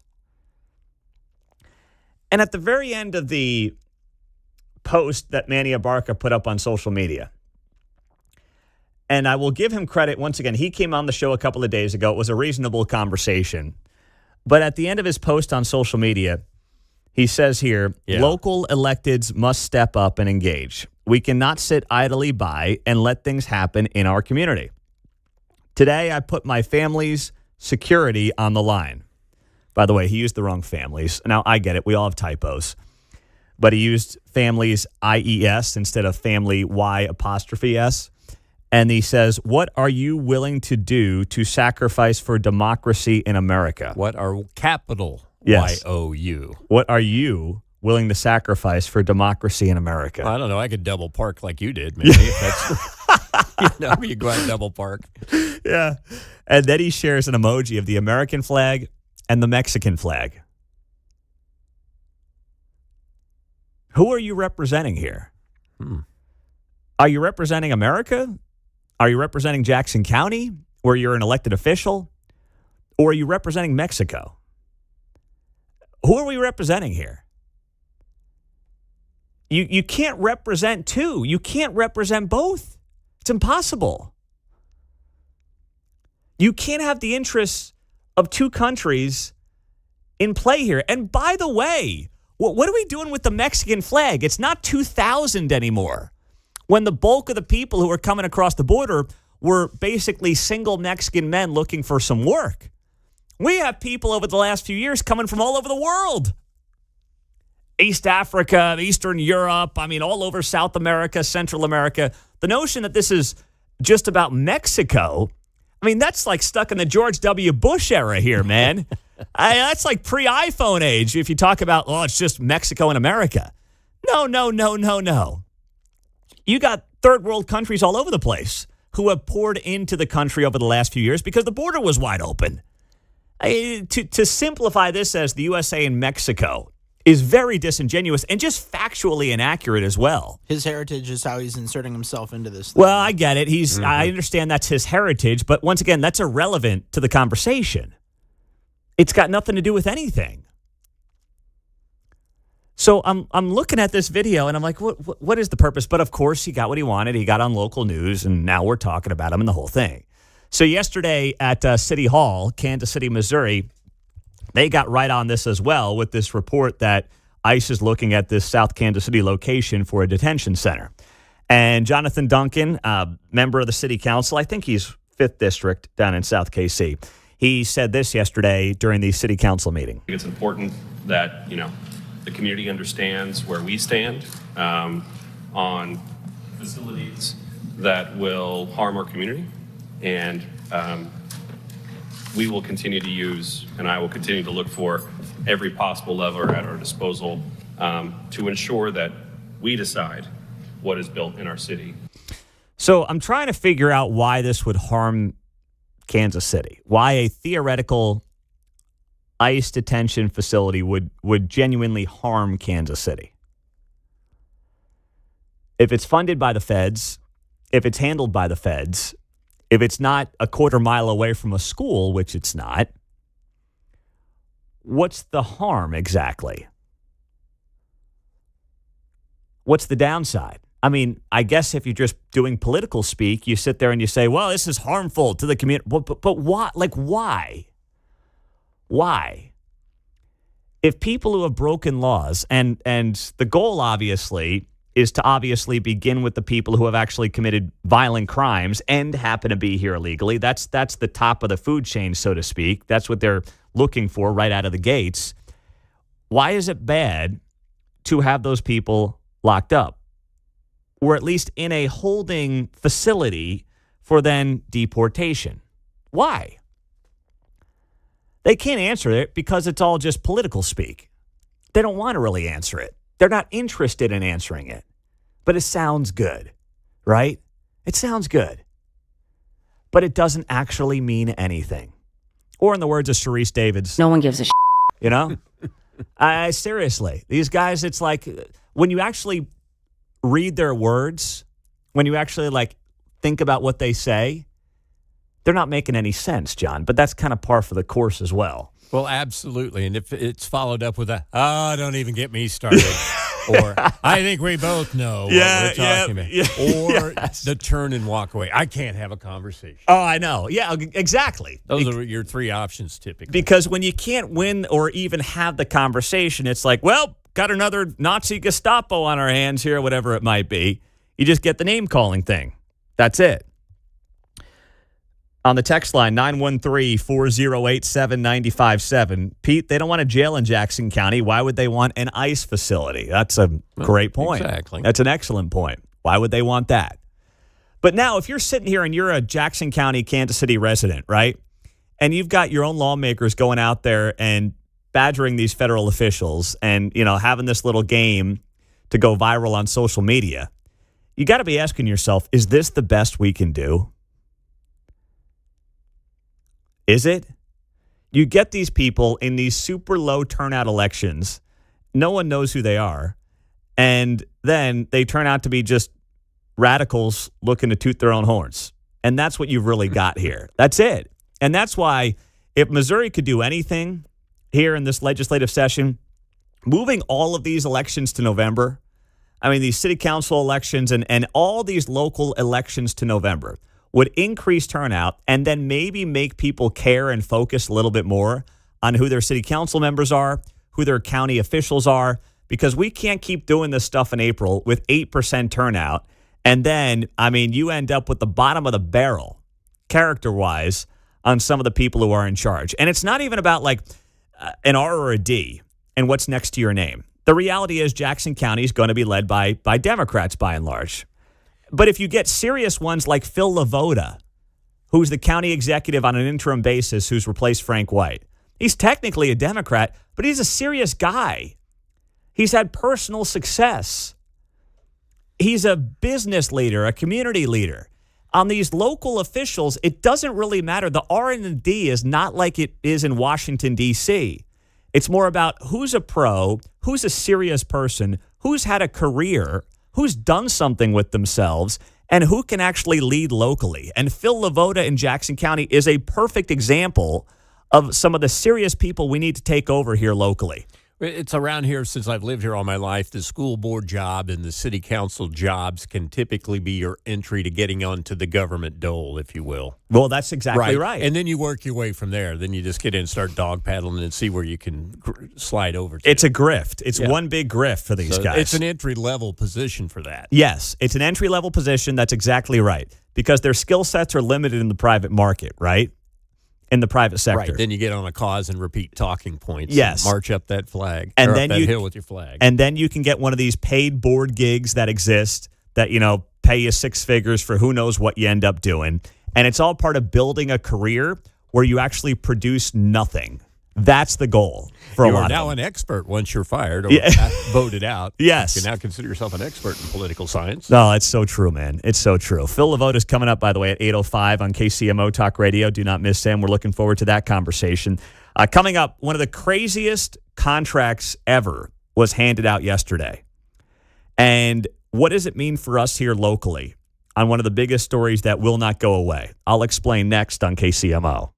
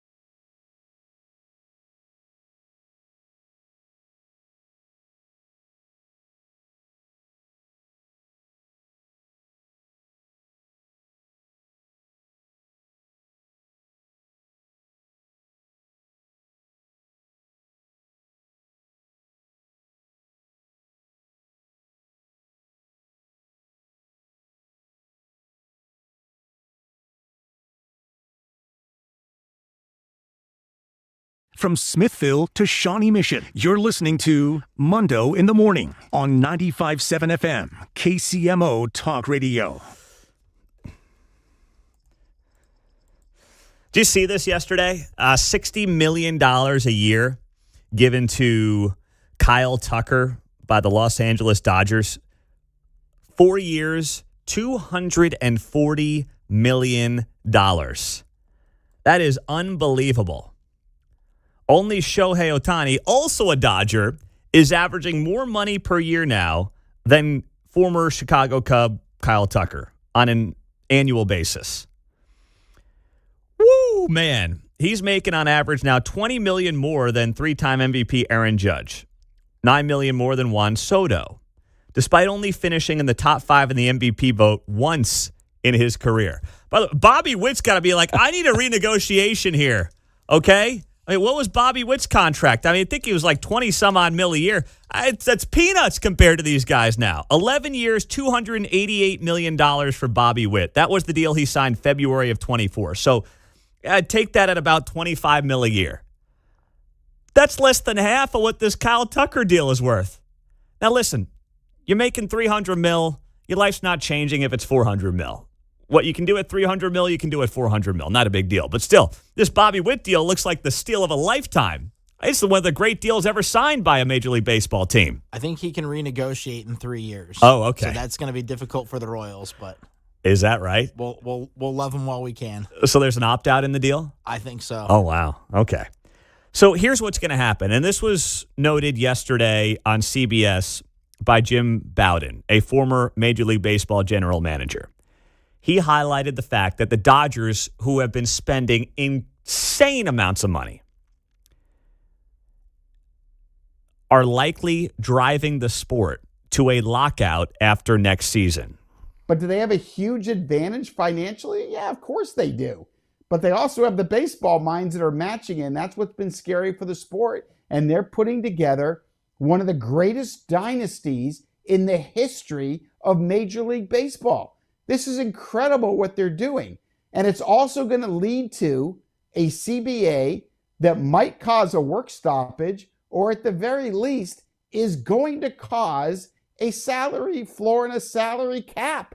That's the one thing about this signing that it's going to do. It's probably that tip of the iceberg that's going to change everything going forward for the entire industry. So let's think about this from a Royals Stadium perspective. For the last several years, since the Royals announced they were leaving the K, one of the explanations for why was we need to have revenues away from the baseball stadium to make money to pour into the baseball team to try to stay as competitive as we possibly can with teams like the Yankees and the Red Sox and the Dodgers. And you know what? It actually was fair justification. Baseball's economics are so screwed up, there's no salary cap. Now, there is basically a threshold where you pay a luxury tax. And if you're not a baseball fan, what basically happens is if you spend more than whatever that threshold is, you pay percentage on top of every dollar over that threshold as a luxury tax. So they try to basically disincentivize you from spending more than whatever that threshold is. But clearly teams like the Dodgers and the Mets and a couple others don't care. They can spend all the money they want. So it's expected now that there's going to be a lockout in Major League Baseball after next season because the economics of the sport are so screwed up. You've got teams like the Royals that really have no chance to keep up consistently with teams like the Dodgers anymore. Now, you might hit lightning in a bottle, right? You might just draft really well. You might have like a 2014, 2015 run with the right guys that you draft and you scout up and you coach up, and then you have a couple of great years. But you're never going to be able to retain most of these guys given the current economic climate. If the NFL was run like Major League Baseball, Patrick Mahomes would have been gone years ago. Jerry Jones would have given him $1 billion to come down to Dallas, and he would have left. That's what would have happened. But the NFL is not structured like that. The NFL has the salary cap. All the teams make the same amount of money off their TV contracts. That does not happen in Major League Baseball. Each of these teams have their own local TV deals, which once again, if you're in LA, your TV deal is going to be bigger than Kansas City just based on the numbers. So not only the Royals cannot afford Kyle Tucker, they can't afford Cameron Tucker. My Eric Stone Street reference from Modern Family there. Nice job. Stone Street's going to be happy. He's driving around listening, and he's like, yeah, go John Anthony. Nice reference. Yeah. Part Royals owner, too. Yeah, that's right. That's right. Good job there, John. So this is why you've got the issues you have in baseball, and this is why, as much as I've been critical of how the Royals have handled all this, and trust me, they've screwed this thing up so many which ways over the last few years, they are right to point out one of the ways we can try to compete is by creating revenues from restaurants and office space and rentals and things like that to then dump back into the team to reinvest in baseball.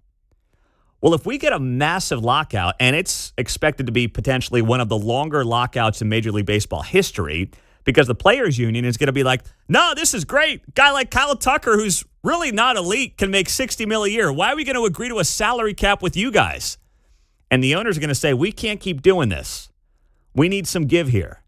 It could be a very lengthy lockout next season. So if you're the Royals, how does that change what you want to do with your stadium? If we're actually headed towards an environment where there is some kind of a salary cap, do the Royals really need all those ancillary income streams? The answer still is probably yes. I mean, they want to do what they want to do, right? They want to make money as many ways as they possibly can beyond ticket sales and a TV deal and parking and things like that. They want to make all that money however they can. But is it as important if the sport is going to dramatically change to actually go out there and create this ballpark village that they've dreamed of? Does it open up the door to a Washington Square Park where they may feel like, hey, the future of this sport, we may not need quite as much ancillary income as we thought, so maybe we can squeeze a stadium into a place like Washington Square Park, which we think might be a great fit and a great setting, but just doesn't have the land space that we need. I don't know the answer.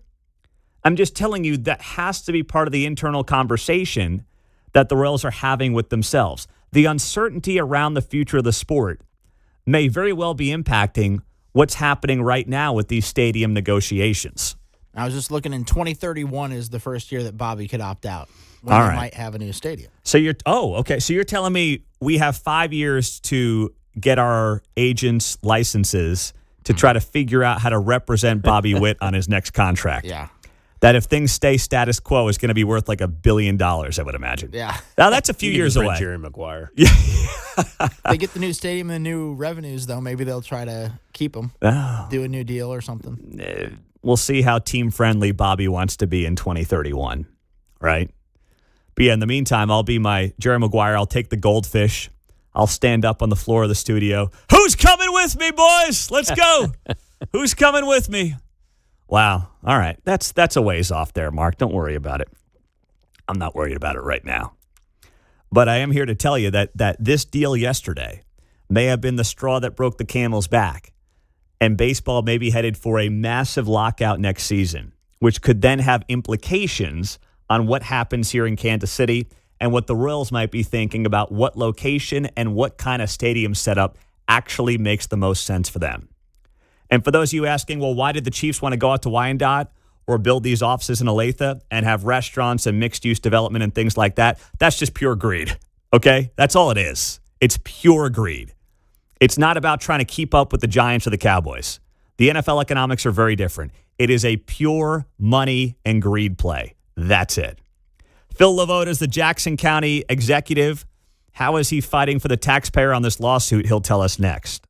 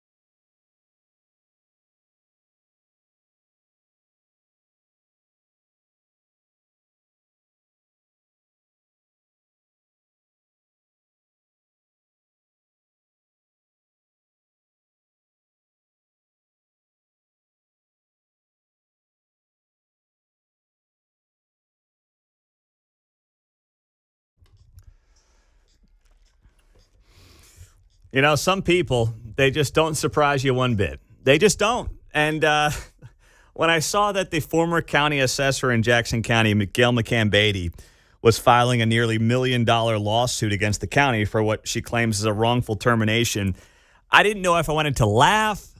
I didn't know if I wanted to cry.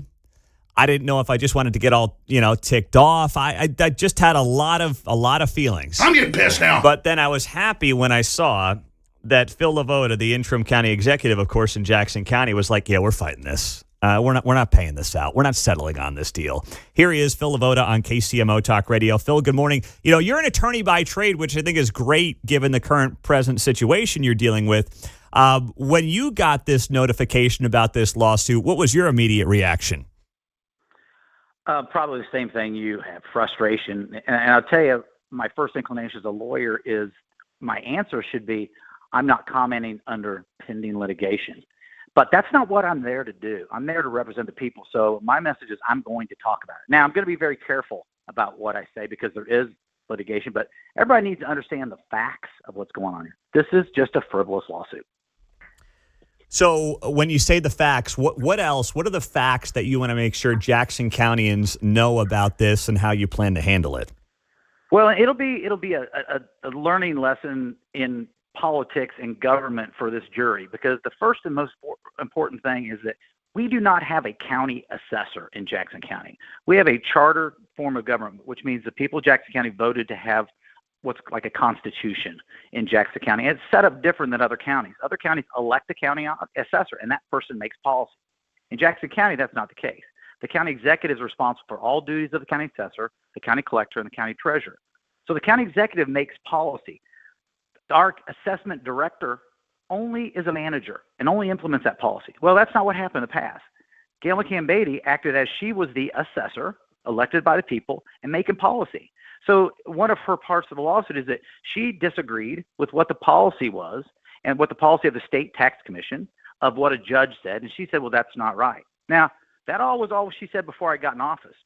When I got there, I listened to the people in Jackson County and said, we want an elected assessor. 85% of people, we want an elected assessor.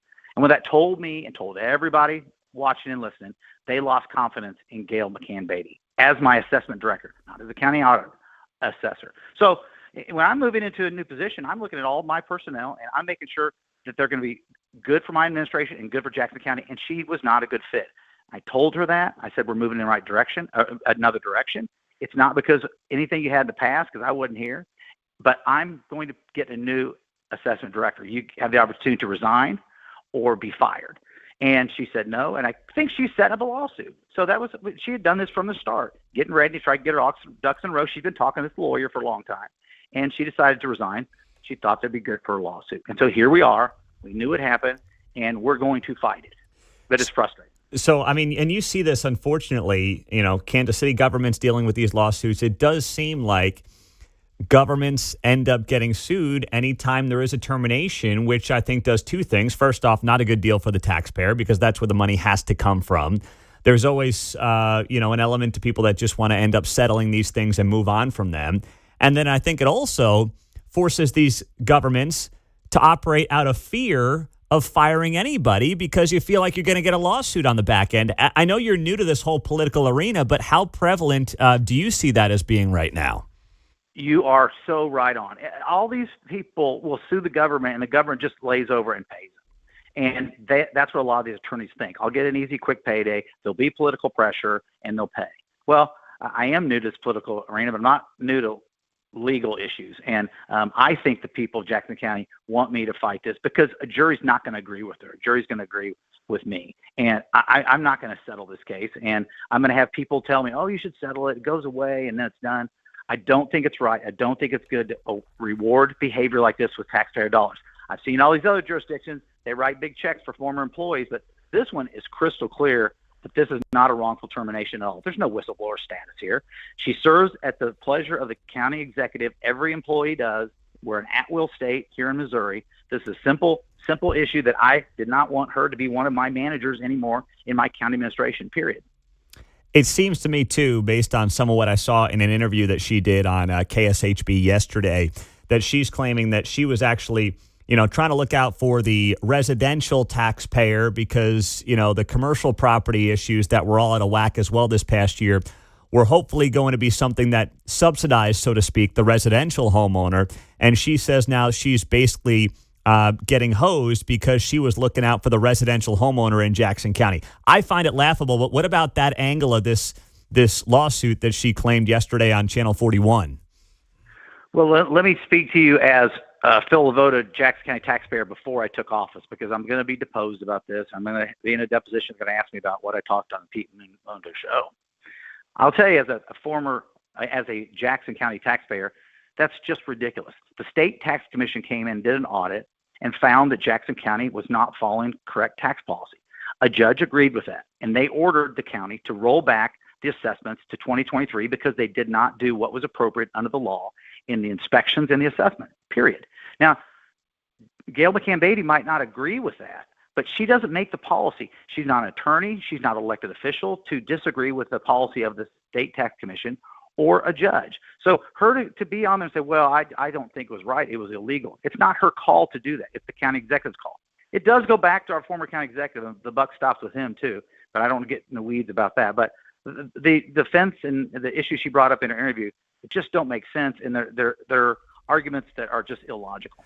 Phil Lavoda is here, Jackson County executive on KCMO. Any chance that they try to basically use time as being on their side since you are in this role on an interim basis, and they try to kick the can down the road to the point where they hope Phil Lavoda is not in the executive chair anymore and they can potentially fleece a future executive or a future administration and legislature out of a few bucks? Does that concern you right now? Very much so. Very much so. Because if I was them, I'd say, let's get rid of this bullheaded guy that's not going to waste taxpayer dollars and roll over. Let's see what happens with the next guy in the next legislature that comes in. That I would do that if I was them. But yeah, they got me right now, and my position is clear. All right, very good. Phil Lavoda's on KCMO. We haven't talked to you in a while, so what about where you're at right now? Any 2026 negotiation updates with the Royals in particular as things stand for you? I've had conversations with the ownership team. The last conversation I had is that they're still looking at locations and their due diligence. My conversation I've had with the mayor, with the governor, with state officials is that I think we should let them do their due diligence, but at some point we need to say you need to make a decision. And then we have some issues going with Major League Baseball that happened yesterday that might just push them in the direction that we might need them to do too. So I'm still very confident that they want to be in Jackson County, and I think we should hear something, if not monthly, definitely in the next couple months. So you think it's tied to, and we were just talking about this Kyle Tucker deal with the Dodgers and the fact that a lockout is likely coming in Major League Baseball after next season. You think that potentially impacts what the Royals may do here as well? That whole thing is financial business for the team. Yeah. And so if that happens, you look at things a whole lot different of getting revenue and what you need to have for a stadium complex, what you need to have next door to it. So that changes the complex of it. So I don't know. This is pure speculation, but I think that takes into account their decision-making process. And maybe they lean one way they wouldn't have before. Yeah. I know you came in very late to this whole deal. You've been on the job for 3 months, so no one's going to look at what happened with the Chiefs and say it has anything to do with you. But as you watch this deal from afar, and we've all learned more about it over the last couple of weeks or so, the Chiefs, have you just said to yourself, hey, I've moved on, let's hope we can keep the Royals? Or is there a part of you that might still say maybe there's something there? How are you approaching what's gone on here over the last couple of weeks with the Chiefs? The devil's in the details over there in Kansas, and the press conference they had and bells and whistles and Chiefs flags, and the Kansas is a touchdown state. That's great. That's fun. That's nice. That's exciting. But the devil's in the details. And now you got to go back out to Wyandotte County. You got to back to the other officials. You got it back to the taxpayers. And now we see the details of this. Mm-hmm. There's a real possibility that there's a lot of off ramps for the Chiefs to jump out of this thing. I'm not confident it will happen. But my message has always been to the Kansas City Chiefs, you're still our tenant for the next 5 years. We still have a ability to help you renovate Arrowhead Stadium. And I'm not done with the Kansas City Chiefs. I am more focused on the Kansas City Royals, keeping them. And I think the Chiefs leaving does help Jackson County keep the Royals in town. But But I'll send this out. I don't talk to Mark Donovan as much as I did during the negotiations, but Mark, if you're listening, we're still your home over here. There you go. Phil Lavoda doing a really good job as the interim county executive in Jackson County. We appreciate your time, Phil. Have a great weekend. Thanks, Pete. All right, there you go.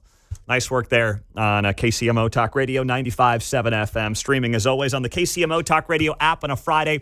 Katie Pavlich, you probably watched her a lot on Fox over her years. She has been off the air on Fox because she's starting a new show on Monday on News Nation. She's taking over the 9 o'clock Central Time slot. She will be here at 8:35, 20 minutes away on KCMO Talk Radio 95.7 FM. And then we've got Dayton Moore in studio for our Feature Friday segment, former Royals general manager, now a senior advisor for the Texas Rangers. That's 9 to 9:30 on KCMO Talk Radio 95.7 FM.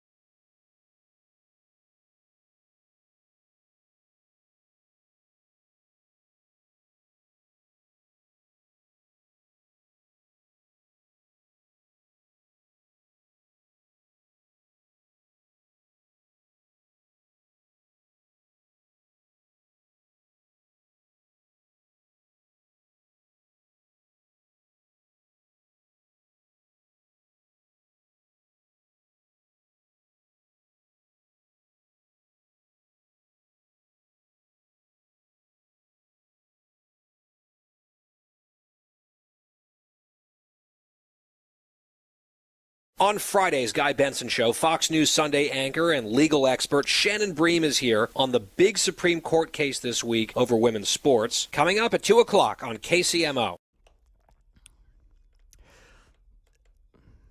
Got to share this with you. This was David Toland. He's the lieutenant governor in Kansas under Laura Kelly. He sat down with Fox 4 yesterday. Malik Jackson from downtown. I need the guy who was introducing the Chicago Bulls in the 1990s to introduce Malik Jackson on Fox 4. He sat down with David Toland, and they talked about this Chiefs deal. And David Toland was one of the masterminds behind it on behalf of Governor Kelly. I'm not saying mastermind in a positive or negative way, but he was just one of the masterminds. And here's part of this conversation that was actually very well done. Playing devil's advocate, again, it's based off of research and looking at other stadium development projects across the country. I've been doing economic development for 25 years, and I started my career in Washington, D.C. I got to see the economic power of a professional sports stadium and what that can do, not just in transforming the physical characteristics of a community, but in creating new economic opportunities for residents. And I'm talking about jobs. Will there be work done? Has there been work done to ensure that those people will not be priced out of the place that they call home? So, short answer is we're at the very beginning of a long process. And part of that process needs to be, how are we going to ensure that the residents who are there, the residents who have built this community in the first place, who are key to the identity of Wyandotte County, aren't priced out? The answer is he doesn't know. We got to figure it out, but he doesn't know. And, these economic development gurus and, most of them don't know their elbow from their you-know-what. They're always full of it. Because what they always do is they figure out how to justify using some form of taxpayer monies for whatever it is the big project is they're working on. And the one thing he highlights there is jobs. You tell me what jobs we're talking about here, right? Let's talk about the stadium out in Wyandotte County. Talking about people serving beer 8, 9, 10, maybe 15 times a year for different events and concerts. Fine. Maybe it's 20, whatever you want the number to be. I mean, are those really high quality jobs that bring money into the coffers of the state of Kansas? Especially when, by the way, for at least the first 30 years, a lot of that money is just going to go in to pay off the stadium anyway. What economic opportunities are we actually looking at here? You tell me. It's never as big and grandiose as they promise, right? But it sounds good. The politicians make it sound really attractive. And that's about all they're good at with this whole deal. And then David Toland said this about bringing a Super Bowl to Kansas City with Malik Jackson, Fox 4. Wouldn't a Super Bowl in the state of Kansas be great? It would be an amazing thing, and it's a coup not just for Kansas, but for Kansas City, for the entire metro. This is something we can't do in Kansas City right now. We simply don't have the facilities. And so in 2031, that's going to change. It's going to change for the better. There will be a Super Bowl in Kansas City. There's no doubt in my mind. Well, I guess technically in Kansas, there will be a Super Bowl. I believe that. There will be a Super Bowl. Like one. And maybe that's worth it to certain people in certain positions of power. But I was talking about this last night. I was up in the Northland at the Northland Pachyderm Club meeting, and they've got a great organization there. They're really just getting off the ground on a grassroots level there. So look them up on Facebook, and you can reach out to them and join the organization. But I was saying, downtown Kansas City will actually benefit from a Super Bowl coming because there'll be a lot of events and hotels and things like that that'll be popping during a Super Bowl. So downtown Kansas City is actually going to do okay. They lose the tax burden, but they still have the downtown that, will do very well during some big events like that. So it's not the worst thing in the world. In fact, you can make the case it's actually a good deal for downtown Kansas City, Missouri in all this. They will still benefit because they're the downtown hub of the main city that really anchors the region. while still saying, hey, there are questions about the deal on the Kansas side, right? Those things can both be true at the same time. But the notion that this stadium would be part of a Super Bowl rotation is just comical. Now, maybe you think that's worth it for a one-off event. I happen to believe it's not. And Super Bowls in general are not geared towards regular people. The NFL has that thing buttoned up to a T.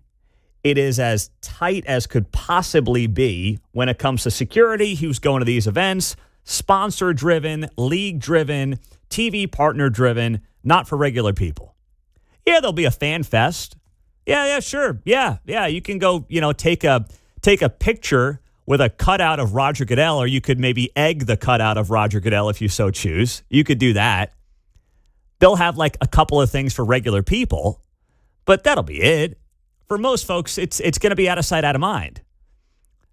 It will be. I mean, I was working in New York when the Super Bowl was in New Jersey, when MetLife Stadium had a Super Bowl in like 2013, 2014, something like that. And I know that New York City obviously is bigger than Kansas City, but I'm here to tell you 98% of people had no idea there was a Super Bowl going on. It was the same stuff, same issues, same deal day after day after day. It was not noticeable for most people because guess what? Most people are not a part of Super Bowl week. They're not. That's not how it's supposed to work. The NFL doesn't frankly want that. They make that thing as corporate as they possibly can and as exclusive as they possibly can. That's it. Steve's in KCK. What's up, Steve? Pete, I've been asking questions about city councilmen and politicians, and I even heard Laura Kelly say this. Whenever a politician gets asked, what do the citizens get out of it? What do the people of Wyandotte County get of it? They can't give an answer. Laura Kelly's answer was, well, we get the Chiefs. You get the pride of owning the Chiefs. You get to be the envy of everybody in Missouri.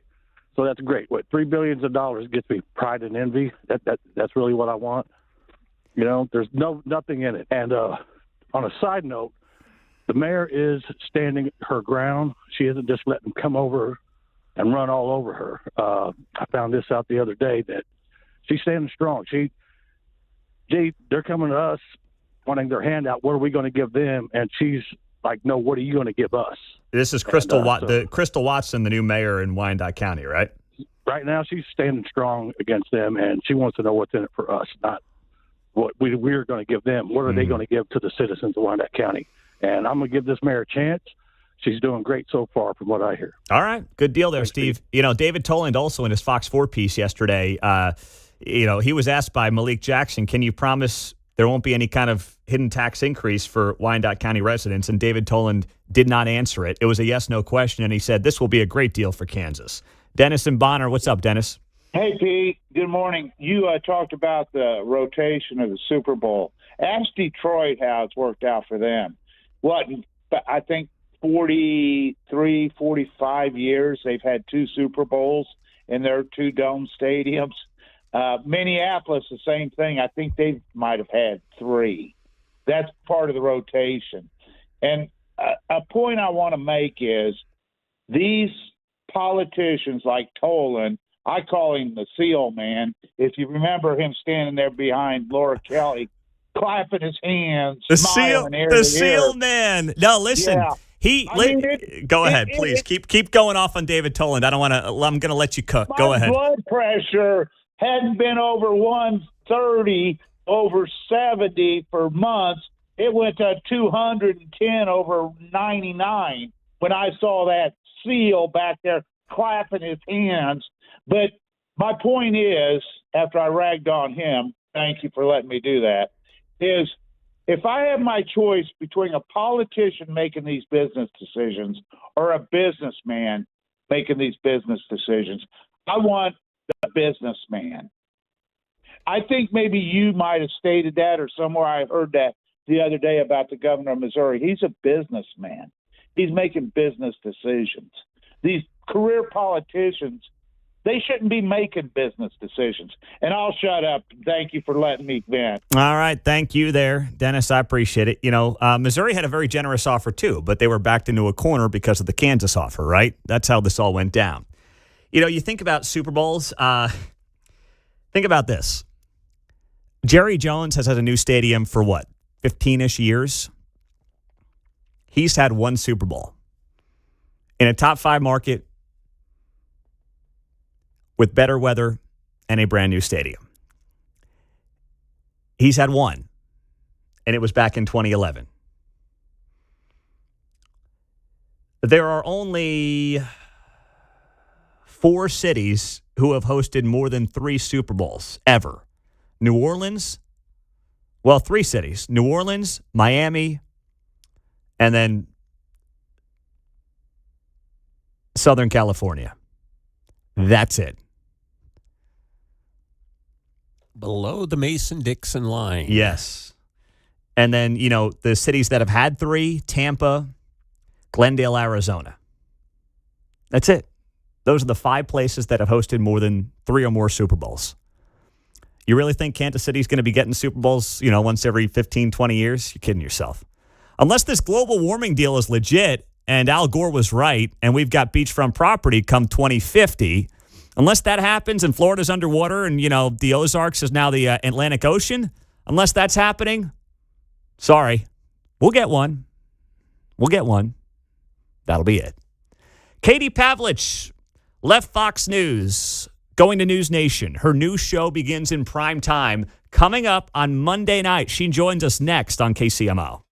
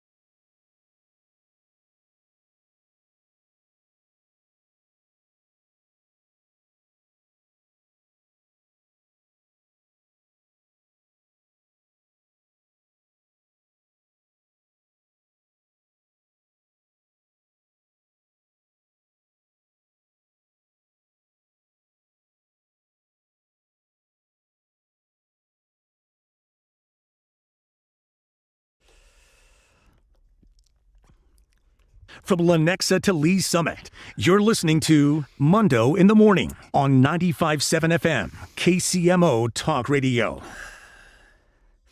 Coming up on Monday, you will have a new primetime television option on News Nation, and it's going to be from somebody that many of you probably watched for many years on Fox News. Katie Pavlich tonight starts next week, 10 p.m. Eastern, 9 o'clock Central here in Kansas City. She now joins us on KCMO Talk Radio. Katie, good morning. Congratulations. What is your vision for this show and how you want to go up against the competition that you know so well on some of the other cable news channels? Well, good morning, and thank you so much for having me. It's a pleasure to be on your show. I'm very excited about this new opportunity with News Nation. It's a new network. They were established 5 years ago, and they've only been growing since. And the opportunity to be based in Washington, D.C., to bring America news from a different perspective, from a conservative, right-leaning perspective every single day at 10 o'clock. I couldn't pass up that opportunity, and we're going to talk to a lot of different people in town, newsmakers, members of President Trump's cabinet. We're interviewing the president on Tuesday from the White House, and then we're going to have on people to discuss the biggest issues of the day to make everything make sense, hopefully, because I know there's a lot happening every day. I talk about D.C. being like dog years. One feels like seven. The news cycle runs very quickly. So we're going to cover the biggest issues that affect Americans outside of the Beltway and talk about them, debate them, and bring a new perspective to the network. When you were going through this process, and I think News Nation, I've said it on this show, is doing a really good job in trying to find that happy medium of interesting conversation, issues that matter outside the Beltway, and just have people that can really converse across the board and across the aisle. What was it for you that made you say, you know what, I've got a great brand at Fox, but this is the moment where I think I can spread my wings and really bring something new to primetime television? What was that moment for you? Well, I absolutely loved all of my time at Fox. I love my colleagues, the audience there. It's an amazing network, and I'm so grateful for all the work that I was able to do with them. It was absolutely incredible. But to have the opportunity from News Nation to be based in Washington, D.C. at a time when there's so much happening with the second Trump term, and to have an hour every single night to talk to different folks and to really dig into these issues and present different angles of stories that Americans are interested in, I think is a really awesome opportunity, and I just couldn't pass it up. And, you know, News Nation, as you mentioned, for 5 years has been building a network for all Americans, and they're recognizing that there is an appetite for conservative opinion and news in prime time. And so I'm really excited to be working with the team. We've been working very aggressively to get the show off the ground. It's been very exciting and a creative process to, you know, be behind the scenes and come up with segments and guest lists and how we want to approach, you know, certain stories, which stories are not being told that people want more information on. So it's been a very fun experience and some learning for me, of course. But I have a great team, and we are very excited to get started on Monday night. Well, what is that thing that over the last few weeks, as you're, I imagine, just kind of drinking from the fire hose, so to speak, what is that thing that you feel like you've learned the most over the last few weeks in this transition? Well, first, that there's a lot of news to cover. So, you know, trying to figure out what is the most important at 10 o'clock, especially after the news day has gone by, is certainly a challenge. But in this environment with the Trump administration, there's new news happening almost every hour, including late at night. You know, we've been covering very closely this story out of Minneapolis, which I don't think is going away, given the president threatened to invoke the Insurrection Act if local officials didn't start getting things under control. So really just the volume of information and sifting through to see, okay, do we already know this? What are we missing here? What is new that we can present to people that they have not been told yet, and that they can use, you know, in their own lives and go home and say, hey, did you see this on News Nation last night with Katie? I thought it was a very interesting perspective, one that I hadn't heard about yet. So I want to bring a different, fresh angle to these issues, and we're going to interview a lot of different people who are making these decisions. And we're also going to discuss these things with people who disagree because, you know, America is a big place And there are big disagreements among people who live in the same neighborhoods. So we're excited to bring that different perspective. It's going to be an interesting primetime lineup you've got now at News Nation, because you'll have Cuomo, of course, at 8 Eastern, 7 Central, and he leans left, but he'll talk to people across the board. Leland Vitter, maybe more of a straight news show. And then, of course, you'll come at it from the other side of the angle. How much do you think you'll be able to get different viewpoints on the show, and how much do you want to embrace that as you get this thing off the ground on Monday night? Well, I actually know a lot of Democrats in town, and we get along. We just disagree vehemently on these issues. So I think we'll be able to get people on the show who can offer, the left side of the political spectrum and have those debates on policy. So we're excited to present different views in a civil, cordial way where we're not fighting. We're just simply disagreeing and make it interesting and come up with different ways to approach an issue. And, maybe if there's a story that we've been covering for a couple of days, are we not looking at a certain side of this that's been missed? What is the side of it that affects Americans that we're not talking about? And are we in a bubble here? Are we in the D.C. Beltway bubble? Is there something that we need to reach outside of Washington to get a different perspective on? So I'm looking forward to interviewing people from all over the country on the show, not just people who are based in D.C. Katie Pavlich is here. She is launching her Katie Pavlich Tonight Show, 10 o'clock Eastern, 9 o'clock Central, starting on Monday night. I saw that you're planning a weekly feature called Red Friday that will honor military members as a regular segment. What is that going to look like, and what will people expect? Can they expect from that? Yeah, I'm so glad you asked about that. So today is Friday, so I'll be wearing red today, as I will be every single Friday. And red stands for Remember Everyone Deployed. So we want to feature videos from our servicemen and women who are deployed, or they're stationed somewhere inside the U.S. Say you're from Arizona, but you're stationed in Georgia. That's also a big sacrifice.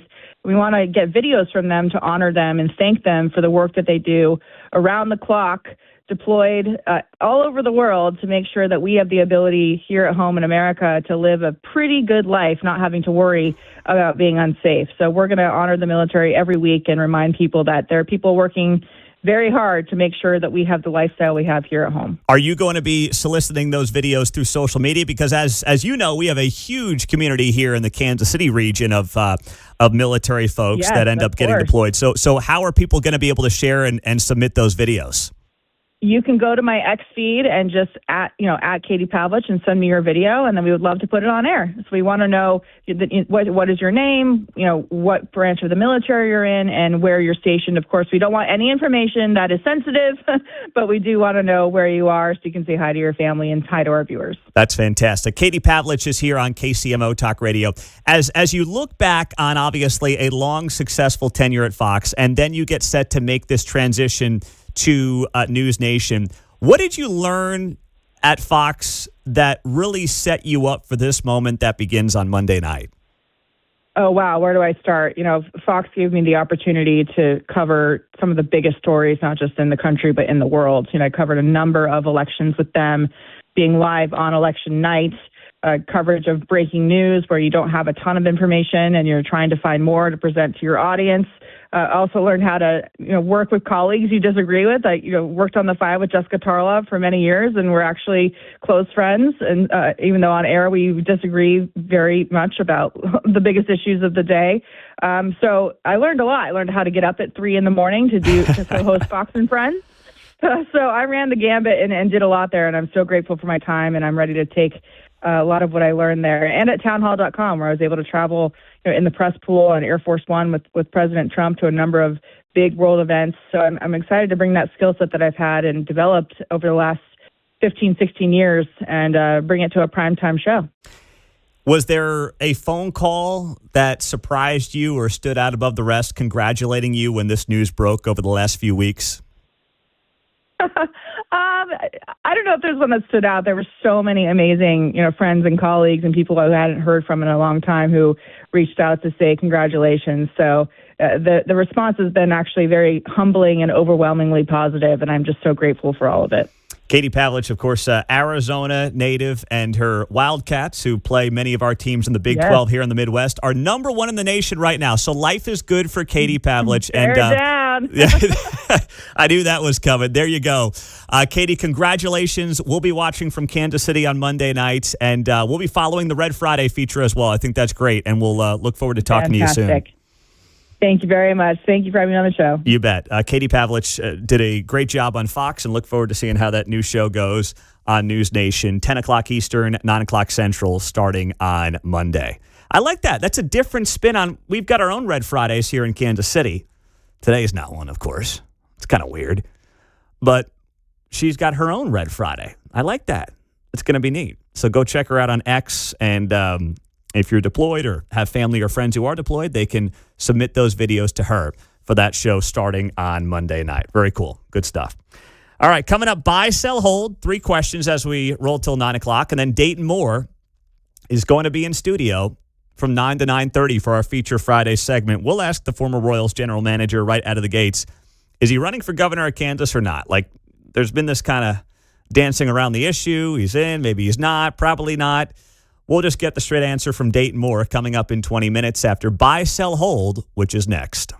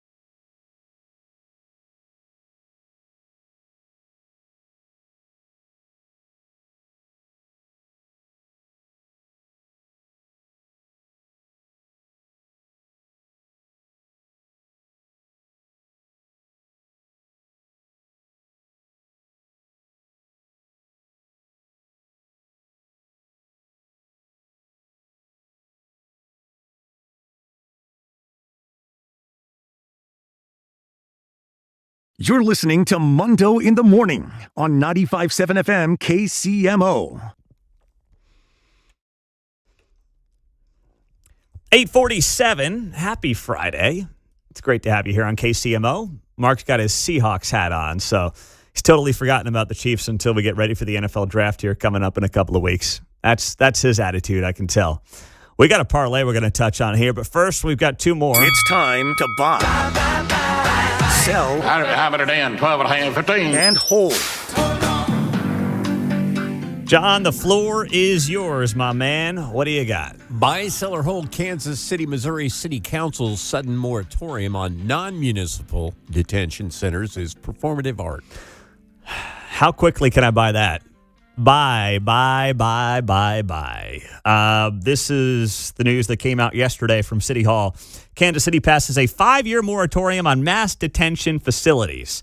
So the moratorium passed by City Council took effect immediately, and it is in place through January 15th of 2031. Now, I don't believe, based on the people I've talked to, this is even legal.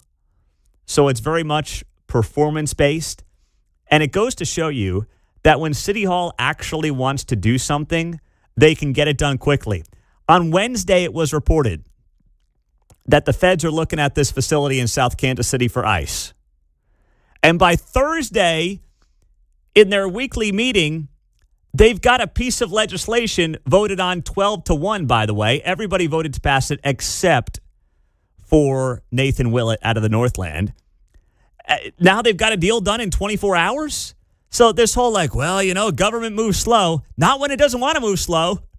Not when it actually wants to move quickly. See? So they can get stuff done in short order. They just like to use, government moves slow as an excuse, except for when they want to move quickly. And they can get things done. But it's all performance-based. It's all a show. It's all about, feeding the diehard base that's upset about ICE potentially having a facility in Kansas City. I don't know. I mean, it's a better jobs program than the Chiefs games are when you think about it, right? You're going to have a decent amount of workers there paying taxes, but why talk about any of that? What's next, John? Buy, sell, or hold, the Maha movement pushing whole milk. Oh, man, buying that, baby. Have you seen the memes of RFK, chugging whole milk and Trump holding whole milk cartons and things like that? It's fantastic. I love it. All right, so skim milk, all this stuff is out. We've been on the whole milk trend for a while now in the House. So I'm glad that RFK is pushing this. The president signed a bill allowing schools to serve whole milk again. And I just think it's fantastic. And some people have kind of mocked this whole Make America Healthy Again movement. But it's amazing when you look at, and you go to Europe, or you just even look at Europe, these people are half the size of us. And I don't mean you or me or John or Mark. We're all okay. Someone said to me last night in the Northland, they said, how's your pneumonia doing? You look like you lost some weight. I'm like, I didn't really lose any weight, but I appreciate the concern. It was a very nice thing that somebody said to me. But anyway, you look at these people overseas, and it's like they're half the size of us. It's our diet. It's the garbage that's in our food. It's how we treat our bodies. It's all of those things. And, man, I get it. Like, some of these people, they just can't give Trump any credit. But the Make America Healthy Again movement, the push to bring whole foods back into the equation and make them a baseline in our diet instead of the garbage that's been in the diet for the better part of a generation now, is something we should all be able to rally around. But because of the TDS that still exists, I guess we just can't do it, John. Got all that great food when I was in France. I didn't notice any overweight people. Yeah, you didn't, right? Some of them smelled like a dumpster and they smoked like a chimney, but other than that, Outside of that, you know what, though? You know what I'll say? I'll take that over being obese right now. They're at their ideal body weight. Exactly right. I mean, look at the photos of, major American cities in the 1950s and 60s. Or you can look at photos of people, on the beach in the 1970s. Today, they're all whales on the beach, okay? 50, 60 plus years ago, everybody, for the most part, was, pretty thin. We had gym class. You could see abs. Oh, my gosh. So, the Obama-era USDA school meal rules, which previously banned whole milk, requiring schools to only offer fat-free, low-fat, flavored, or unflavored milk options. That's now out the window in this legislation signed on Wednesday by the president. The Whole Milk for Healthy Kids Act, piece of legislation that brings whole milk and 2% back into the schools. I know Roger Marshall doing cartwheels over this as the Kansas U.S. Senator. So all good there. I'm in. And I'd like to see Trump swap his Diet Coke for some whole milk.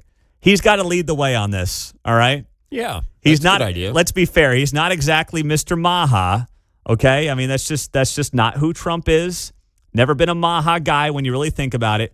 But I'd like to see him trade in the Diet Coke and roll with the whole milk, and let's see how it plays out for him because we could all use it right now, including him. That would be absolutely fantastic. We have pizzas. We have 300 hamburgers. Many French fries. Not very maha. What's next, John? All right. Buy, sell, or hold Mark's parlay for the weekend. All right, Mark. You cooked up something on FanDuel, right? Oh, yeah. All right. Oh, yeah. All right. FanDuel. $15 to win $125. 15 to win 125.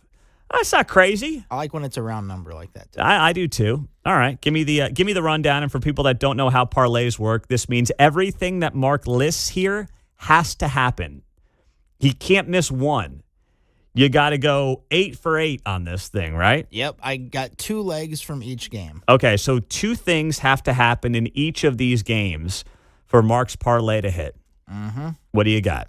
All right, for the first game of the weekend, we've got the Bills and the Broncos on Saturday afternoon. So I've got Josh Allen, 25 yards rushing or more, and Bo Nix, 10 yards rushing or more. Mm-hmm. I just think both quarterbacks are going to be scrambling a little bit, so that's why I roll with those 2 on that. Next game of the day, Seahawks and 49ers. I've got Jackson Smith and Jigba, 80 yards receiving or more. He's done that in both games against the 49ers this year. This will be the 3rd time they play. I've got Christian McCaffrey, 80 yards rushing and receiving. So that's rushing and receiving yards, 80 total or more there. Okay. He's going to have to be used a lot. George Kittle's out for the game with the torn ACL, so he's going to be their main offensive weapon. In the Rams and Bears game on Sunday, I've got Matthew Stafford throwing for 250 yards or more. He did that in the wild card round. And Caleb Williams, 200 yards passing or more. He did that also in the wild card round. I just think it's going to be a lot of offense in this game. Both defenses aren't very good. It's going to be cold, but I think that they're both going to be able to deal with it. And then in the final one, this is kind of a different one for me. I'm going Texans plus 10.5. So that means they have to not lose by 11 points or more. Mm-hmm. And I did that because they haven't lost a game by more than a touchdown this year. Wow. So that's hitting every game. And then the under, this is an alt under. The actual under is 40.5. So it's a pretty low under. I'm going with an alt under of 49.5. So just less than 50 total points in the game. And with these 2 teams, the Texans and the Patriots, I think that's going to hit pretty easily. All right. So you're going to put this up on social media so people can follow this because no one wrote all that down. Oh, yeah. Yeah. You're really getting deep here on all this. He's got 8 legs and a parlay with alt spreads all over the place. Oh, yeah. This is how it gets fun on FanDuel. I mean, my head hurts just listening to you, Mark. Man. Got all the reasoning, though. No, you're right, and your reasoning is sound. Here's what I don't like. I don't like the Rams-Bears game for you. Yeah. It's going to be 10 degrees, snow showers potentially tomorrow night in Chicago or Sunday in Chicago, right? Or no. It's going to be just cold Sunday in Chicago. Cold, yeah. Low of 3 degrees. Whew. Mark, you're asking for 450 passing yards combined here. That feels steep to me when it's going to be 3 degrees on Sunday. Yeah, it could be rough. In Chicago. I got to sell it, man. But you know what? I want to be wrong. Just like last week. I want to be wrong. I want you to nail this thing. We'll put it up on social media so people can see this parlay from FanDuel for you.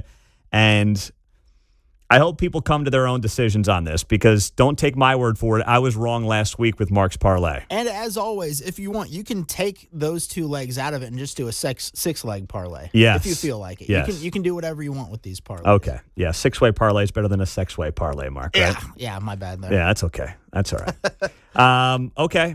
All right, Mark. Well, good job. You definitely put some time and effort into this, and you thought through it very well.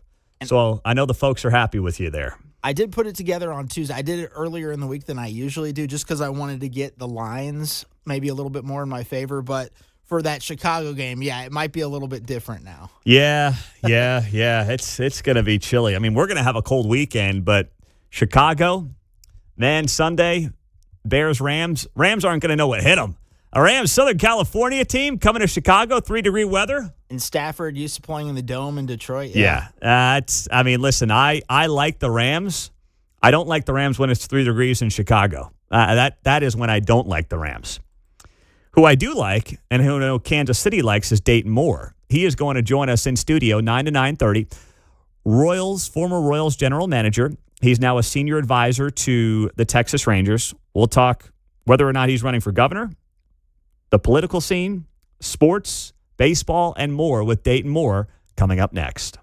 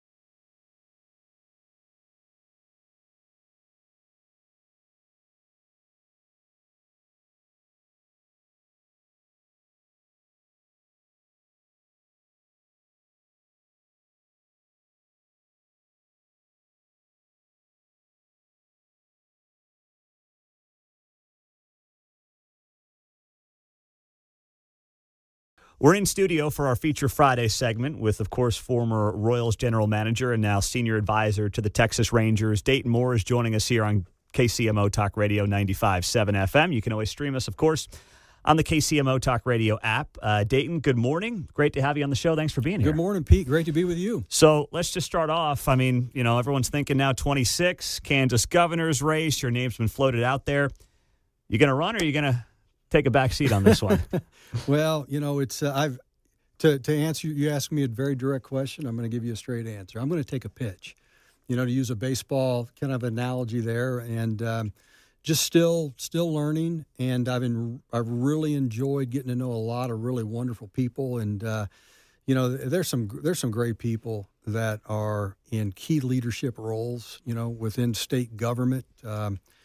I've enjoyed getting to know many people within the legislature and the individuals behind the scenes and the staffs that really do a lot of heavy lifting. And of course, you and I both know that, they're the ones that are truly making the difference day in and day out. It's the people behind the scenes. And but as you know, we've always just loved leadership, and we've used our platform to experience higher levels of leadership. And I want to serve. I want to continue to do things for the state of Kansas and our community, and throughout the country, for that matter. Anywhere where, people believe that, we can be beneficial and breathe life and energy and hope into people. And more than anything else, just continue to talk about the importance of unity and oneness of purpose, and that all of our success is tied together. And I know that those are just, phrases and mantras and so forth, but hopefully we've been able to model that, throughout our lives. And I'm continually motivated each day to model that type of behavior and leadership. And, again, I love Kansas. I'm a sixth-generation Kansan, and I want to be somebody who can impact others for the greater good. Was there a moment when you said, I'm taking that pitch? Was there a conversation with your wife, or was it just a feeling you got over time experiencing all of this? A couple things, really. You got to raise an extremely a lot of money. Yeah. Which is okay. But in doing so, you've got to, I felt for us to go down that trail, I needed to be 100%, not 99.9, 100% sure that this is what we're ready to do. This is what we're gifted to do. This is what we're called to do. And if I ever felt that at any point in time, 100%, then I would feel comfortable in asking you for $1. Mm-hmm. And if you give me $1 and I'm not 100% in, I'm stealing your money. Mm-hmm. Let alone hundreds of thousands of dollars that it requires from PACs and millions in this particular race in Kansas, and it's going to be an expensive race, as we all know. Yep. And so I just got a lot more to learn in this process, and I continue to do that. And I wouldn't say never, but again, I would say this time around, it's important for me to take a pitch and just continue to learn and cheer people on to continue to do good work, because we got good people out there. Yeah. Do you want to cheer people on a more personal basis? Like, do you see yourself getting more involved with someone else, or are you just going to kind of root from the sidelines? I think from right now, just from the sidelines. Okay. And I want to watch like everybody else. And look, nobody deserves anything. Yeah. And, I always told our players, I've told our children that you wake up every single day, nobody owes you anything, and you don't deserve anything. You've got to go earn it. And that's the posture that I think is so important. And one of the things that I felt was a little odd, at times in this process, when we would talk to people would say, well, I'm behind so-and-so, and I've already committed to this person and what have you, and they don't even know what the rest of the field is. And to me, I'm going, okay, that's part of what is dysfunctional about our leadership, and not only in politics, but everything. And, again, just because you had success yesterday doesn't mean you're going to be successful, today or tomorrow. And that being said, just because you had failure yesterday or today doesn't guarantee failure today or It tomorrow. sounds to me like, is it the horse trading of politics that still makes you feel a little icky inside? Because that's a big part of the game. The thing, it is. Well, the part of it is, look, so, I know a lot of the campaign numbers just came in, Yeah. right? And I read them like everybody else. And, I understand. I mean, you want to put your own money into that. But you know what? There's a lot of other needs out there with, everyday needs of human beings, right? And one of the things when we first started looking at this opportunity and start meeting with, some of the national political powers, I was asked the following question: how much of your own money are you going to put in? And I said, well, what is the most an ordinary citizen can put in? That's a great answer. And I think at the time it might have been $2,000 per person, and maybe it's $4,000 now, and maybe double as a couple. So Mary Ann and I could at the time put in $4,000 or $8,000. And well, that's what we would put in. There's my max. Yeah. Yeah, that's what we would do, because that's the spirit in which we ought to be operating, in my opinion, because there's just so much greater needs out there, Pete, as you know. I mean, there's single mothers that are struggling. There's young couples that are they only want maybe one child or two because they can't afford daycare as it is. We've got issues with homelessness everywhere we look in our community. And, and there's just deeper issues that where our money honestly should go. Dayton Moore is joining us on KCMO Talk Radio. So I know you were at the State of the State this week. You got a feel for what that was like with Governor Kelly. That'll be her last State of the State here in Kansas. What was your read on just being there, being in that kind of bubble that most Kansans don't really know anything about, and what your read was on where the state is right now? Well, I would say this, that every young person in our state should take up the privilege to tour the Capitol, learn about the history of the Capitol and the leaders of our state. And hopefully someday you're motivated to want to attend a State of the State address, because I found it fascinating. I felt harmony and unity in there. It's the first one I attended, but, when Governor Kelly was announced, she got a standing ovation. Everybody stood up. Whether they agreed with her or not, they had deep respect for the position of governor of the state of Kansas. That gave me goosebumps. I liked that.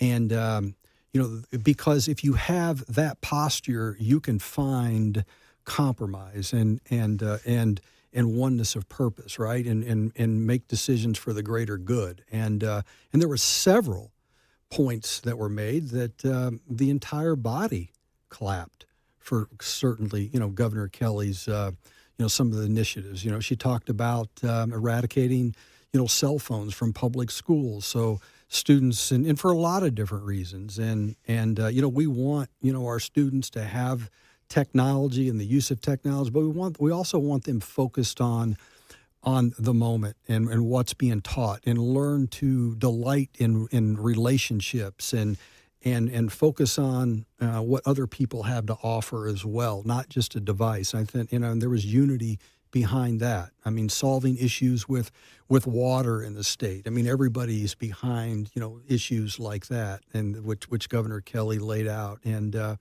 certainly, I had a chance to meet with a lot of people, Democrats and Republicans, throughout that day. And I found them to be just really, really neat people that care deeply about our state.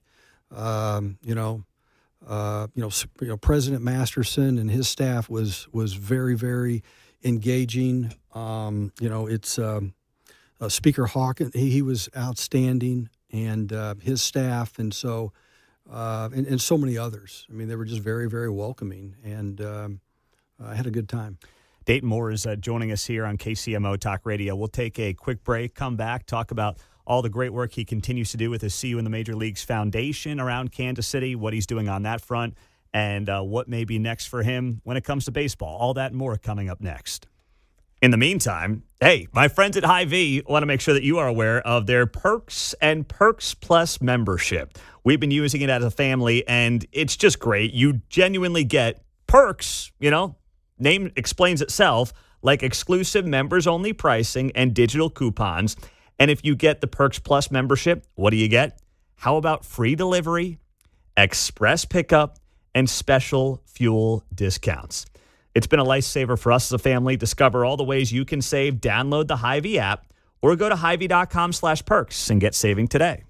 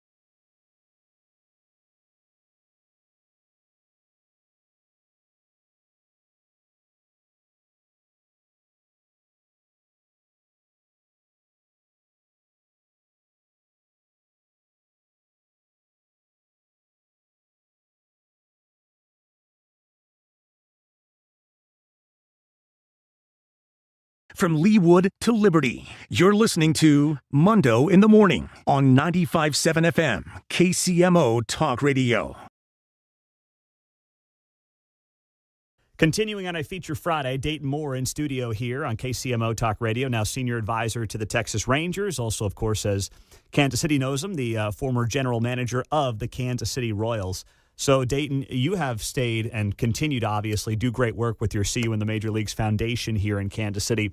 For those who don't know what it is, maybe hearing about it for the first time, what is it and how have you grown it here and where does it go from here? Well, Pete, Mary Ann and I started the foundation back in 2014, and, you know, our four major areas that we wanted to focus on was education, families in crisis. We wanted to support faith-based organizations and events, and youth sports. And, you know, that was kind of the focus. And about a few years later, after meeting with several groups of young people that would attend games at the K, and we'd spend time with them and answer leadership questions and get the chance to expose them to a lot of different things. We were challenged to start operating a mentoring program. Well, Matt Folks, who's our executive director, took it as his responsibility, and now we're in our 8th year of offering a mentoring program. We have 20 students that meet weekly with a mentor, and I think we're up to 67 service projects now that those students have performed in the community. We've had 20 plus kids graduate and go on to college and are doing very, very well. We've got a firefighter out there, and so the kids are doing extremely well. And hopefully, we're going to be in a position to double our mentoring program in year 8 here. Wow. So, we're really excited. And, the statistics tell us and show us that, a lot of the men that are incarcerated today, 75 to 80%, when you ask them about, their journey as a child and adolescence and their teenage years, they'll talk about a lack of a strong father figure or a strong male role model. And so it just grabs our attention so desperately and with great urgency to make sure we've got the right mentors around, these young kids. And of course, a lot of our young ladies, they certainly need that guidance as well. And, we really have a vision and a heart to try to, get into the foster programs going forward. Okay. But to do that, we want to make sure that we're really equipped, properly. We've got the right guidance and the right education or to be able to come alongside, individuals that are in foster care and help try to, ease that burden as well. So we got a lot of dreams for the foundation. And, does your dream for the foundation, is it exclusive to Kansas City, or could you see this thing expanding? I think so. We've been approached, in Wichita and Lawrence and about taking the model of the mentoring program there. And, of course, because of our great fans and the great support and the talents of our players, we were able to be in a position of professional sports for several years and, build up some credibility. And so I think we have a responsibility, Pete, to use that and for the greater good. And, I don't hunt, I don't fish, I don't golf. There's nothing wrong with that. Yeah. But I hunted players for years, right? Yeah. That was my hunting. And so these are the things I like to do. And this is the things that motivates me and gets me out of bed. And we're enjoying it. It sounds to me like, you've got obviously this great blend going right now where you're here in Kansas City. Your home is still here. You're a senior advisor for Chris Young with the Rangers. But then really this time of year especially, you get to dive in and do what you're sounds like most passionate about. Is that do I have the right read on that? Yeah, you do. You really do. I'm probably at best place I've been in a long time. Just seeing things very, very clear. And I feel like that, at 58 years old, I'm just getting ready to lead. I've made enough mistakes in my life. And I've really kind of understood, who has earned the right to speak into my life and who to really trust. And I can see kind of the evolution of leaders now. Right. And, I didn't always have that perspective. And of course, I was in a position where things moved very, very quickly on a daily basis. I tell young people all the time, and I'm getting a chance to meet with a lot of young executives, throughout our city and our state and with young families. And I tell them all the same thing. You know what? The most important responsibility you have is to be a father and to be a husband. And that is the most important responsibility. Your legacy is not, it's your flesh and blood. It's not, how many, houses you have or what the trust fund looks like for your child. I mean, is that stuff, I'm not saying that, you shouldn't have goals and that stuff's not important, but it's not the most important thing. Your legacy is your flesh and blood, and you got to be a husband and you got to be a father. And it takes the burden off of them a little bit, really. And so because we look in the mirror and we think we've got to be something that Hollywood tells us we need to be. And no, you got to be a husband and a father. Do that job really, really well. And I guarantee you will reflect back on your life as you watch your children and you continue to see your wife thrive and to see her continue to blossom, that's going to be the greatest joy that you ever have. It certainly is for me. Someone off of that note said to me once that it stood with me. It was, don't define yourself by something someone else can take away from you. Oh, that's so good. And that's what you're talking about here, whether it's a baseball job or a radio job. If you're defined by that thing that someone else can fire you from or take away from you, then you're destined to fail. Oh, that is so good. That is really, really good. It's well said. What when you talk about mistakes you've made, what do you think back on as your biggest mistake? Well, I don't. When we made, well, I made a lot of mistakes, but I knew our greatest challenge was going to be to try to stay here through a rebuild, but because the professional model tells you once you win in a small market, you move on, and when Bill Self won at Oral Roberts, he went to Illinois. When we went to Illinois, he went to the University of Kansas, and that same example is throughout baseball. I can name you executive after executive. When Andrew Friedman, who's did a great job in Tampa and is doing a great job in L.A. He won in Tampa. He moved on to L.A. And but we love Kansas City so much, and we never wanted to leave. But professionally, I knew that was going to be risky.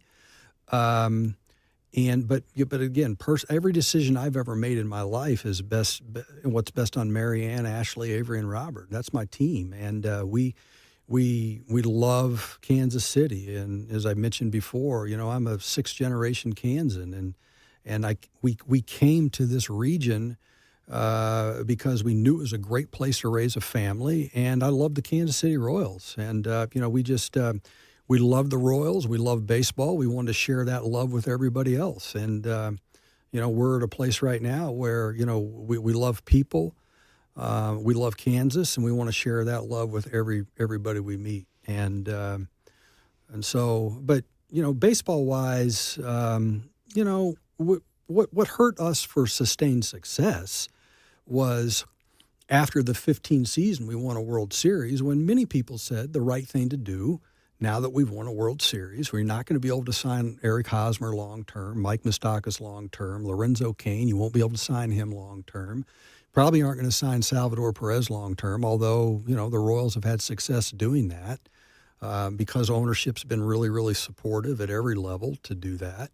We didn't trade them, and we could have traded them and multiplied and improved our farm system to a level that, there would have been probably a drop-off in 16 and 17, but we would have started winning again in 18, 19, 20, and 21, and that's kind of the model of every small market. We didn't want to do that, and, I wanted to keep Alex Gordon here a long time. We hadn't had a player that began his career here and ended his career with 10-plus years since George Brett, right? Mm-hmm. And I wanted Alex Gordon to be that guy because I believed in who he was as a person and as a man, and his legacy belonged here in Kansas City. And so we never stopped looking at the game from the eyes of our youth. But the higher point in all that was, Mr. Glass, when we first came here, he was under a lot of pressure, and you'd step on the field and people would boo him. Well, we won a World Series, and now people were celebrating him.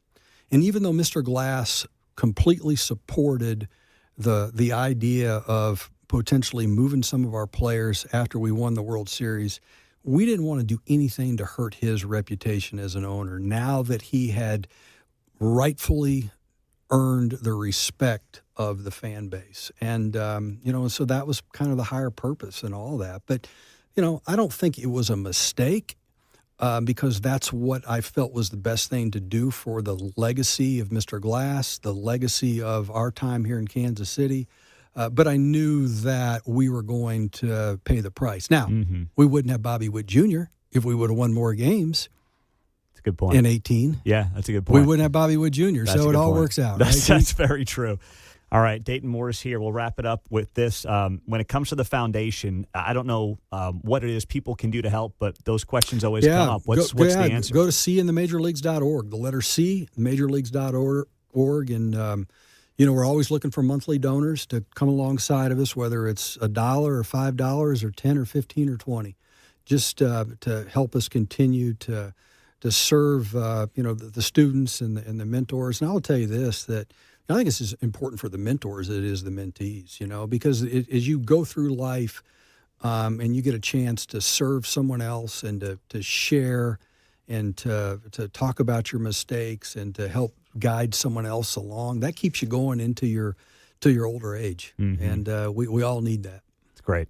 Dayton, great to have you on the show. Thanks for being here. Likewise, Pete. Always good to be with you. Dayton Moore on KCMO Talk Radio. See you in the major leagues. Letter C, youinthemajorleagues.org for his foundation. Our caller of the day was fantastic on a top story of the day we shared exclusively on KCMO. Next.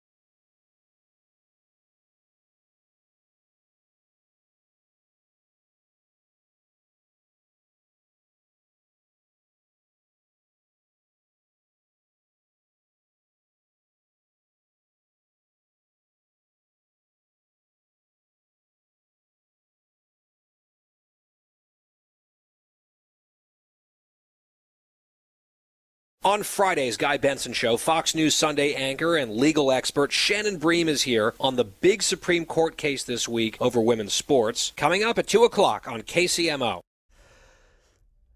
So last night I was up with our friends in Clay County. Well, the Northland Pachyderm organization that has launched under the tutelage of Gary Smedley and a handful of others, Mary Hill, they're all doing a great job up there.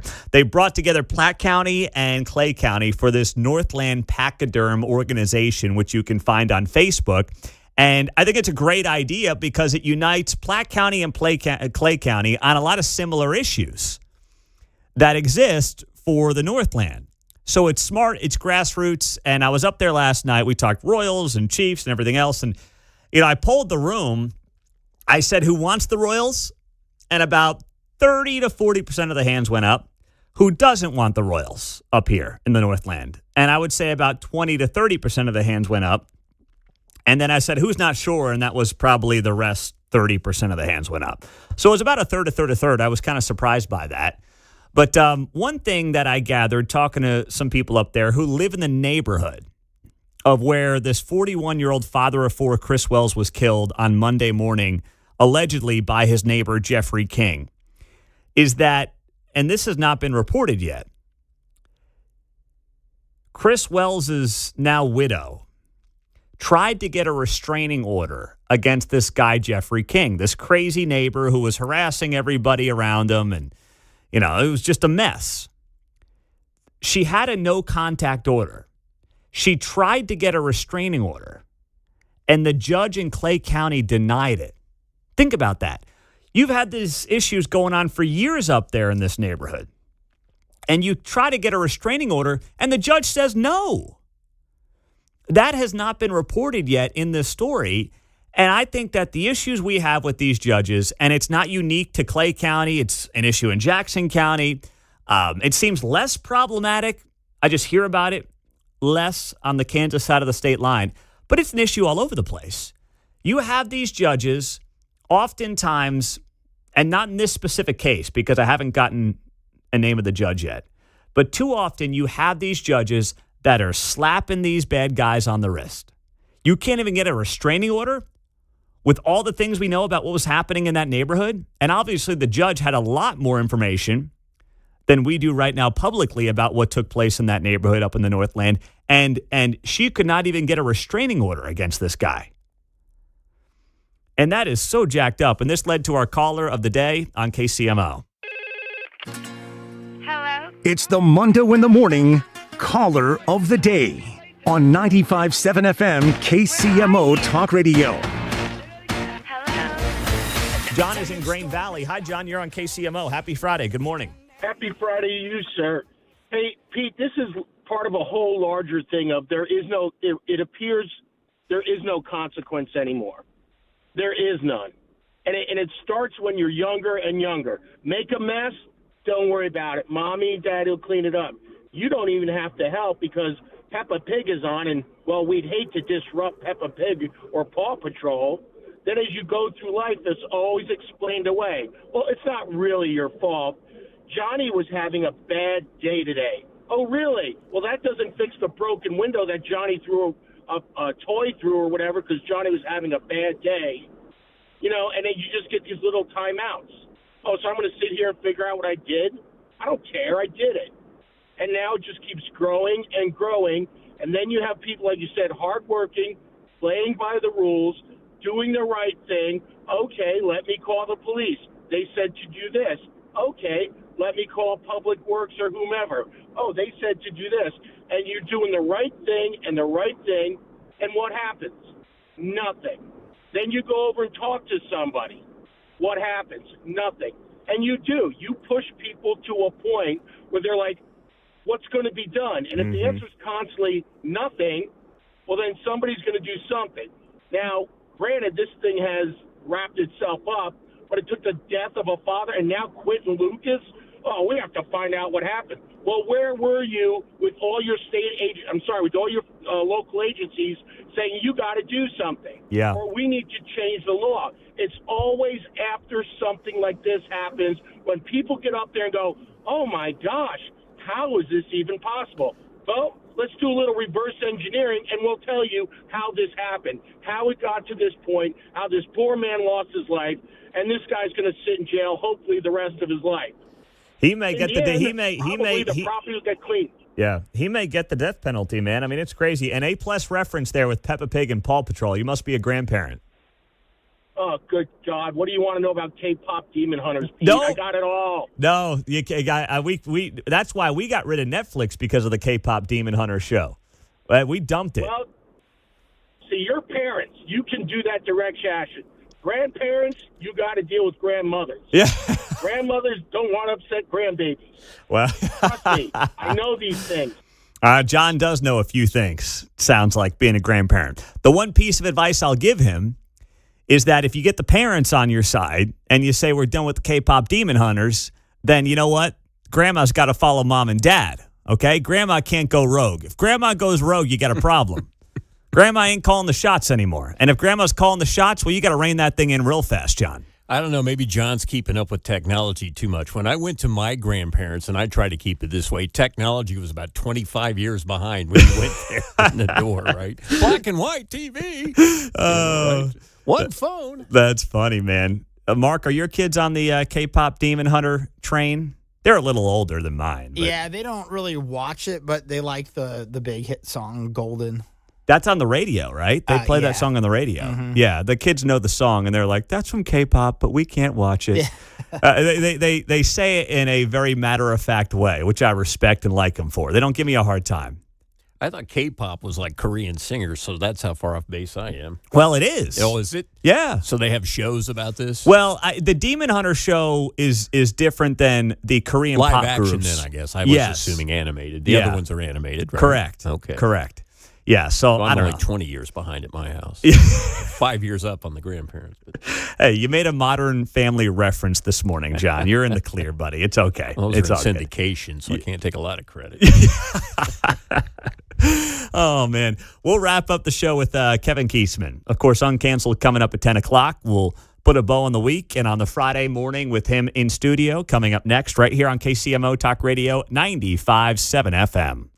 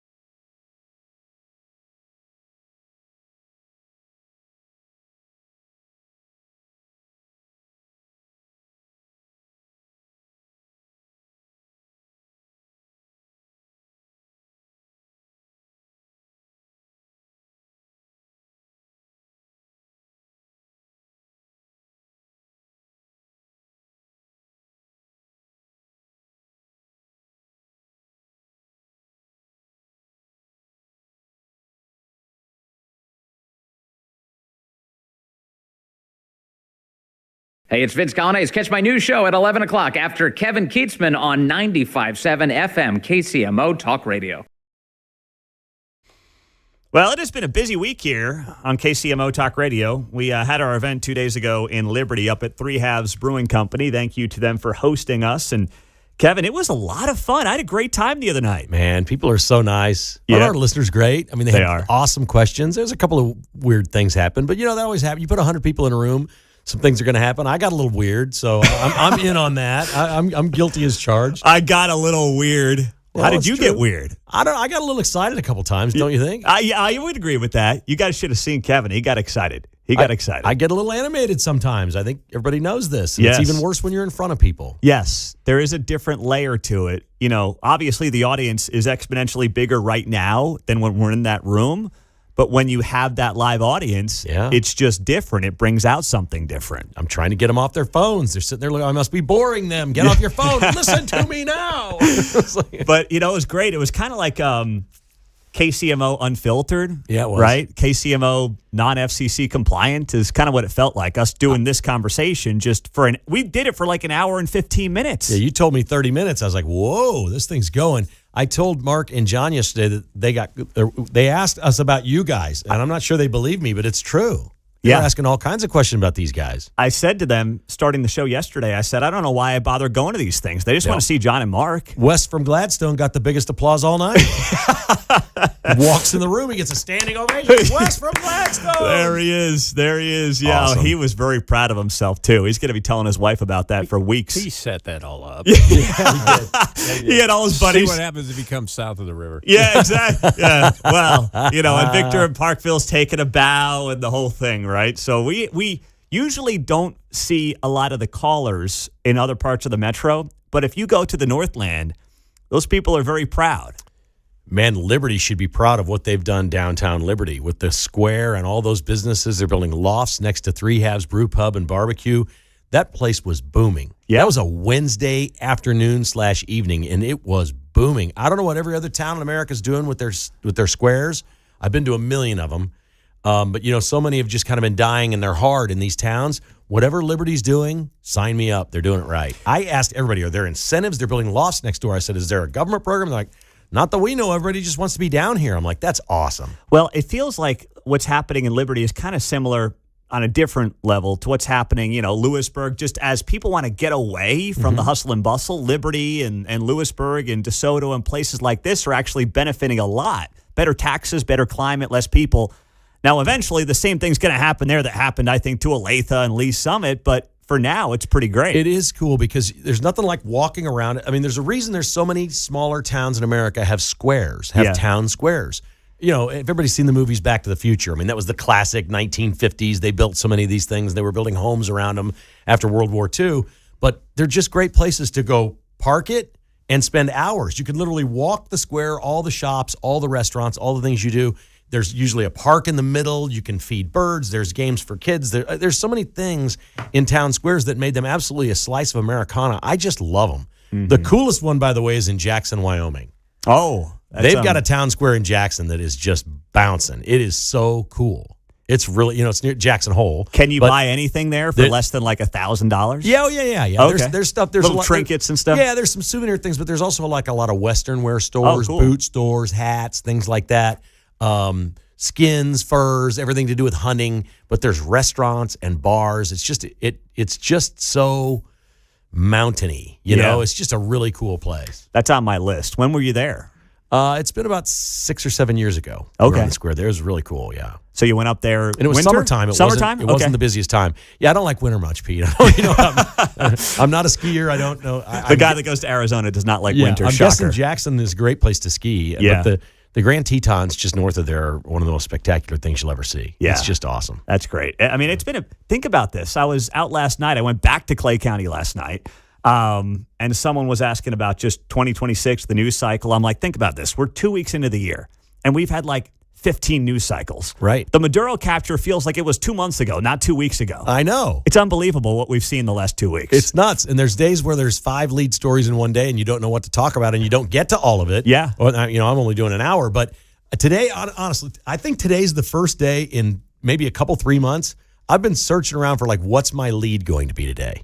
You know, I don't think anything really – is there anything today that's just, like, jumping at anybody? I mean, Yeah. What is it? I was doing the news today. I'm like, yeah, boy. Right. But we've been spoiled for so long. Right. I mean, the detention center thing is a good story, but they're not going to – they can't stop that. Yeah. If somebody owns that property and they want to do a lease with the feds, how's the city going to stop that? Yeah, exactly. Exactly. No, I totally agree. But that tells you how good it's been for so long that for the first time in a couple weeks, you're like, I'm kind of struggling for something here. I'm guessing he's going to announce we own Greenland about 4:30 this afternoon. You always want to bury that news on a Friday afternoon.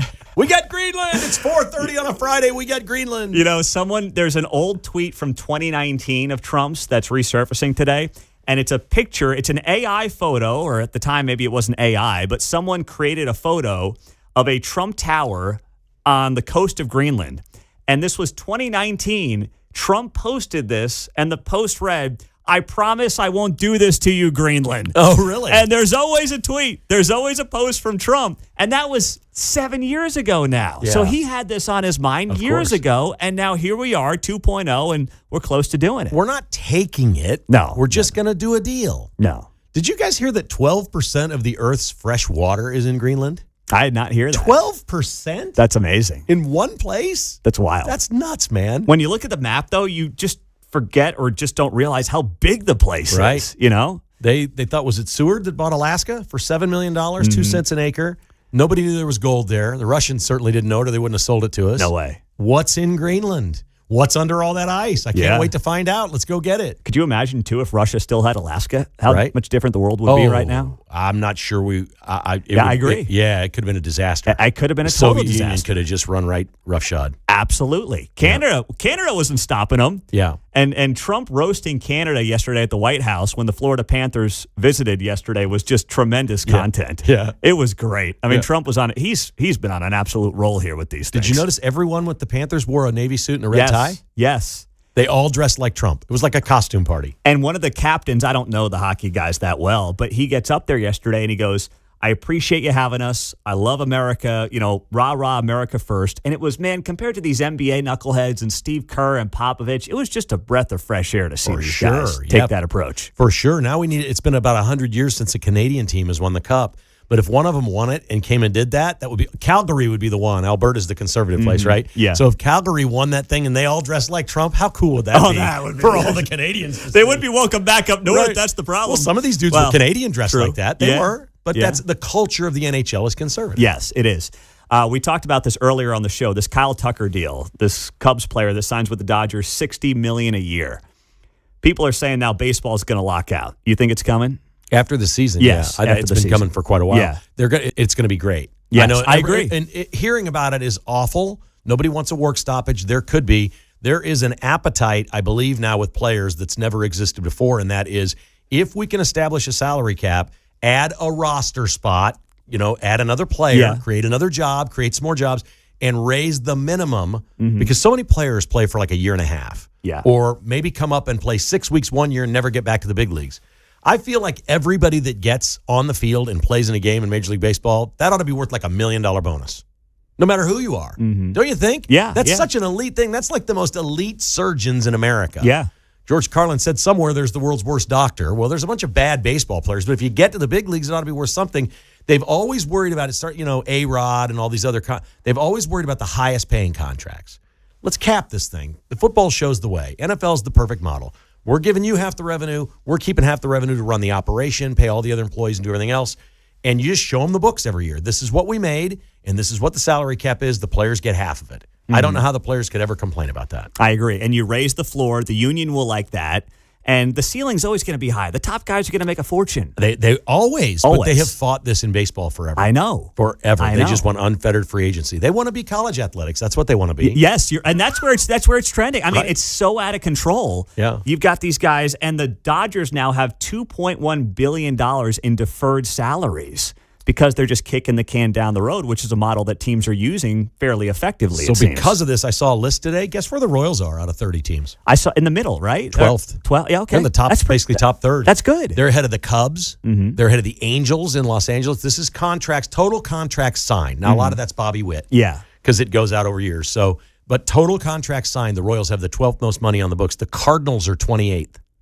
Wow. The Royals are way ahead of the Cardinals Someone in committed cash. Tell that to Scott Fawn next time he Yeah. calls in, John. You give him a hard time that the Cardinals homer. Cardinals are cheap. Yeah. Missouri's That's great. cheap. If you didn't know this, Chiefs are moving to Kansas because Missouri's cheap. So now hey, there's your, he wants to generate phone calls on a Friday. There you go. I said it the other night at the event. They're spending $6.3 million per match at the World Cup for security in Missouri. Yeah, They must yeah. have plenty of money. Yeah, they're doing okay. They're doing okay. What's the rundown for the weekend? My weekend? Yes. Football. I will not miss a snap. You This will is not it. miss We're- a snap. We're after this weekend and Monday night, we're down to 3 games. It's over. I know. Gonna have to get a new swim trunks, I guess. Yeah. Start thinking about spring. KU Baylor tonight, too. Yeah, that's a good one, I Yeah. guess. Friday night, Big 12 basketball is kind of weird, but I get it. Yeah, I used to think of KU Baylor and think, okay, that's a wrap. But I guess we don't know yet. KU played great the other night. Is that who they are and what they'll continue to be, or was that one night? I don't know. We'll Yeah. maybe find out when they play Baylor. They may be the most Jekyll and Hyde team in college basketball this year. I feel like they might have turned the corner the other night. Oh, really? Well, they know what they can do now. Well, I they know don't the think they. ceiling. I don't think they knew who they were or what they are. They're all these new players. I'm not sure they knew how good they could be. Yeah. Maybe they found out. And I think Peterson not being the leading scorer was great. Trey White had more than Peterson. That's fantastic. Yeah, Find a way to absolutely. make it all work together. Enjoy the football, man. Thank you, buddy. Have a great weekend. All right, you too. Kevin Keatsman. Uncanceled is coming up on KCMO Talk Radio. That's it for us. If you miss any of the show, find it on the podcast, Apple, Spotify, wherever you get your podcasts. Search KCMO Talk Radio and subscribe there. Have a great weekend. Stay warm. It's going to be cold. Enjoy the football. We are back on Monday morning at 6 a.m. on KCMO.